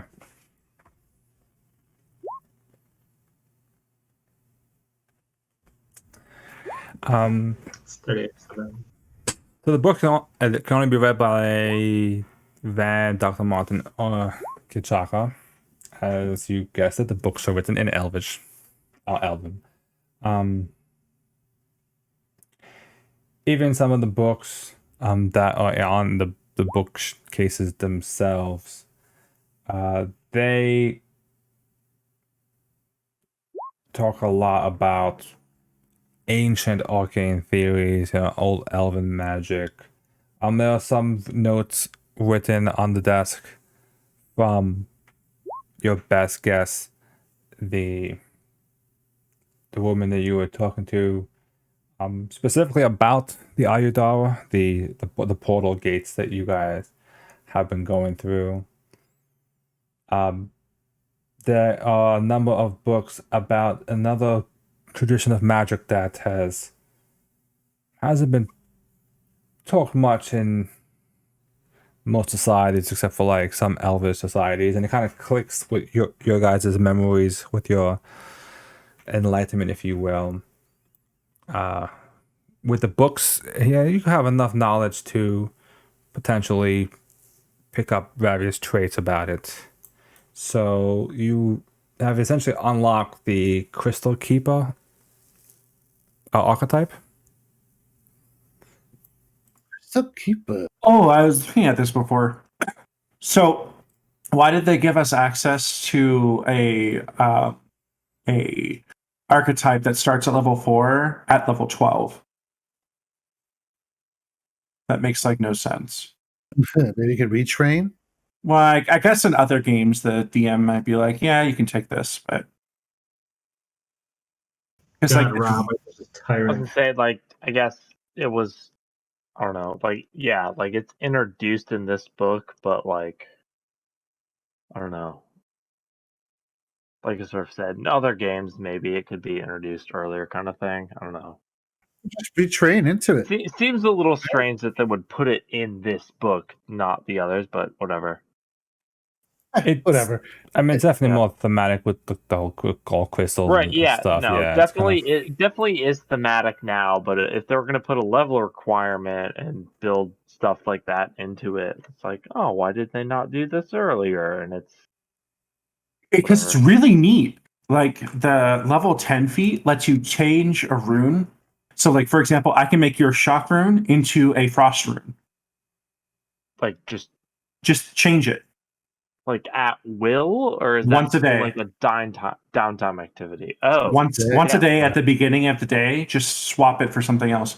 oh, that's interesting. It's a really neat archetype. I was actually looking at it, but I couldn't take it because it's gated. So I kind of just put it aside. That's very strange. Mm-hmm. There are also 2 scrolls among all the books. Okay. I'm assuming they're both arcanes, double checking, yeah. It is a scroll of tongues and the scroll of dimensional lock. Oh, that's one of the spells I was going to take next level. Helps if I spell the But word dimensional, right? Is dimensional lock like dimensional anchor in previous versions, or No, there was a dimensional a lock different spell in 1E. is it different than? Sorry. Yeah. Continue. You basically you cast it, and anybody who tries to cast a teleportation spell or summon, it automatically gets it attempts to counteract it. So you have to roll that check. Doesn't It doesn't do a hard counter like it Oh. used to, where you just couldn't. Right. You have to counteract now. Okay. Interesting. It lasts a day too. Oh, that's okay. Yeah, that's really cool. It's weird. And you cannot. It affects like bag of holdings and stuff. Yeah, I was going to say it also makes it so you can't use bags of holding in that area. You also can't summon Oh. creatures, so If no elemental. It shuts down summons. Wait, sorry. So if it's in effect and then you walk into an area where a bag of holding is, does everything just pop out of the bag of holding? How does that You just work? can't use It it. explode. Yeah, Yeah, you can't okay. get You extra- can't. Got it. You can't put stuff into it or take out in the area. Okay. Correct. That Got would, it. if Okay. if the situation ever was to arise, that would also affect Hours. Yeah. your gloves. Oh, it Your affects gloves, the holding shit. Okay, interesting. because your gloves technically, as written, they store the item in an extra dimensional space in the gloves. Got it. If that Yeah. situation was to ever, it's one of those weird things, but just In that case, if we ever die to, I guess never mind. I have the bludgeoning. I have the Morning Star because it's Mithril now. If we ever die to something that's vulnerable to slash damage, it's not my fault. It's really funny because gloves of storing in 1E, they don't actually use an extra dimensional space. It just makes it so small that you can't see it on your palm. Oh, really? Like it just reduces it to molecular scale kind of thing? Yeah, Straight and then up Ant-Man's it? That's interesting. Weird. so I'll say, and I'll say just because we'll stop here just because it's about before you guys go into any place else. It definitely was an interesting thing trying to find items for everybody that would work.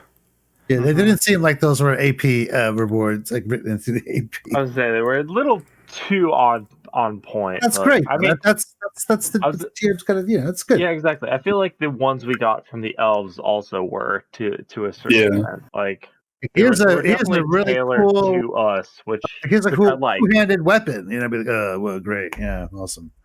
Yeah. why could you be a shield? Surprisingly, like the hardest one was actually like Van. That's really not much out there for like spellcasters. I'm like, Yeah. And my ring of wizardry already gave me an arcane bows, but this just increased it by 1. And I already had prestidigitation as a spell too, and I was just like, I'll just swap it out for a different spell. It's fine. I can swap out a spell once per level. So I just assumed I got this before I leveled, and then swapped out prestidigitation for sigil instead. there was one item I was thinking of giving, but I realized like I don't feel like it would have actually had it would have like it's a really cool item, but I feel like it's kind of pointless in actual practice. It's the Bellflower Toolkit, which it's weird. You basically can put things in the toolkit, and it makes it turn into like a tool that would fit like, say you have a carpenter's belt. You could like put a sword into the toolkit and it would like turn into like a hammer. And it essentially, Interesting. if you put enough items in it, you could almost even use it as an actual carpenter's kit. But basically, you can like, I guess, essentially hide stuff but like you could pretend that you're a carpenter and then just whip out a weapon from the belt. I guess, Yeah. which I guess makes That's fun. I like that. But It's yeah, like operation and heists or something. which I guess Yeah. makes Yeah. sense flavor wise for like the bellflowers who like they're secretive and stuff, so they try not to like they can't probably walk around like wielding weapons and stuff, so they're just trying to hide it. But I'm like, We get captured. We got to break them out. We're like, all right, you got to pose as a repairman. yeah. Even the like bellflower archetype, I feel like is like it's really cool. I like all of the things it gives, but like even in this specific campaign, I don't necessarily see how it's gonna help us that much. It's really But it- NPC stuff. It's not so much PC stuff. Exactly. Like it seems really cool, but like it seems really cool in like a homebrew campaign type thing. I would say it mean, opens it up to be But used. I mean, also, I don't know what the rest of the 3 books of this campaign have in store for us, so who knows? But the first feat of the Bellflower gives you a +5 status bonus to your speed. And, as a free archetype feat, it's still pretty neat. But you're still locked into 2 more feats from that. Yeah. right, yeah, that's the thing. You're locked in, and then also there's other things that can increase your speed. So yeah, again, it's not bad, but like it seems like, especially with some of the other feats that are part of the tree, it seems like maybe they'll be better in other campaigns. It seems like a really, really cool thing. I really like the whole, Underground Railroad, the The Bellflower flavor of it all. thing on. Yeah, I really, really like the flavor. In our campaign, I don't know how that's going to go, but also, like, our campaign has just so much stuff going on with it. We go through a portal and we have no idea what we're going to, like, walk And I would up argue into, that so... you could just make a whole new character with that archetype.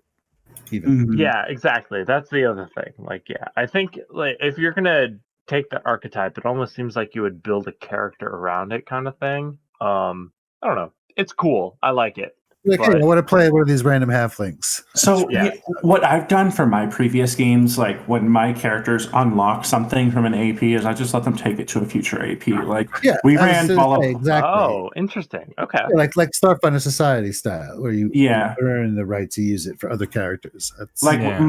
My players in Fallout Plague Zone unlocked a specific familiar or specific beast that you can choose. It's like a fire pelt cat or something like that. And they're like, "Hey, can I use that in the next campaign?" I'm like, "Yeah, because we're level 4 and you're not going to be using these characters again." You know what else is really cool? It gives continuity between the 2 APs in a sense. Yeah. Like this person is kind of like connected to the old story, but they're impact. And almost like we did with Phineas versus Elijah. Like I honestly, I actually really, really like how Rob, how you were just like, oh, Elijah's one of the persons who was like a hostage in that one room. That was cool.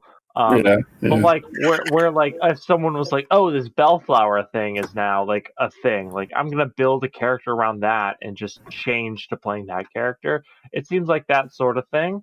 But yeah, like I like how it's not necessarily just like Cosmo made a new character. It's like Cosmo did make a new character, but he didn't just rewrite his old character. Like his old character still exists in the universe, which I don't know. Yeah. Yeah. To me is a very cool thing. I like that sort of stuff. So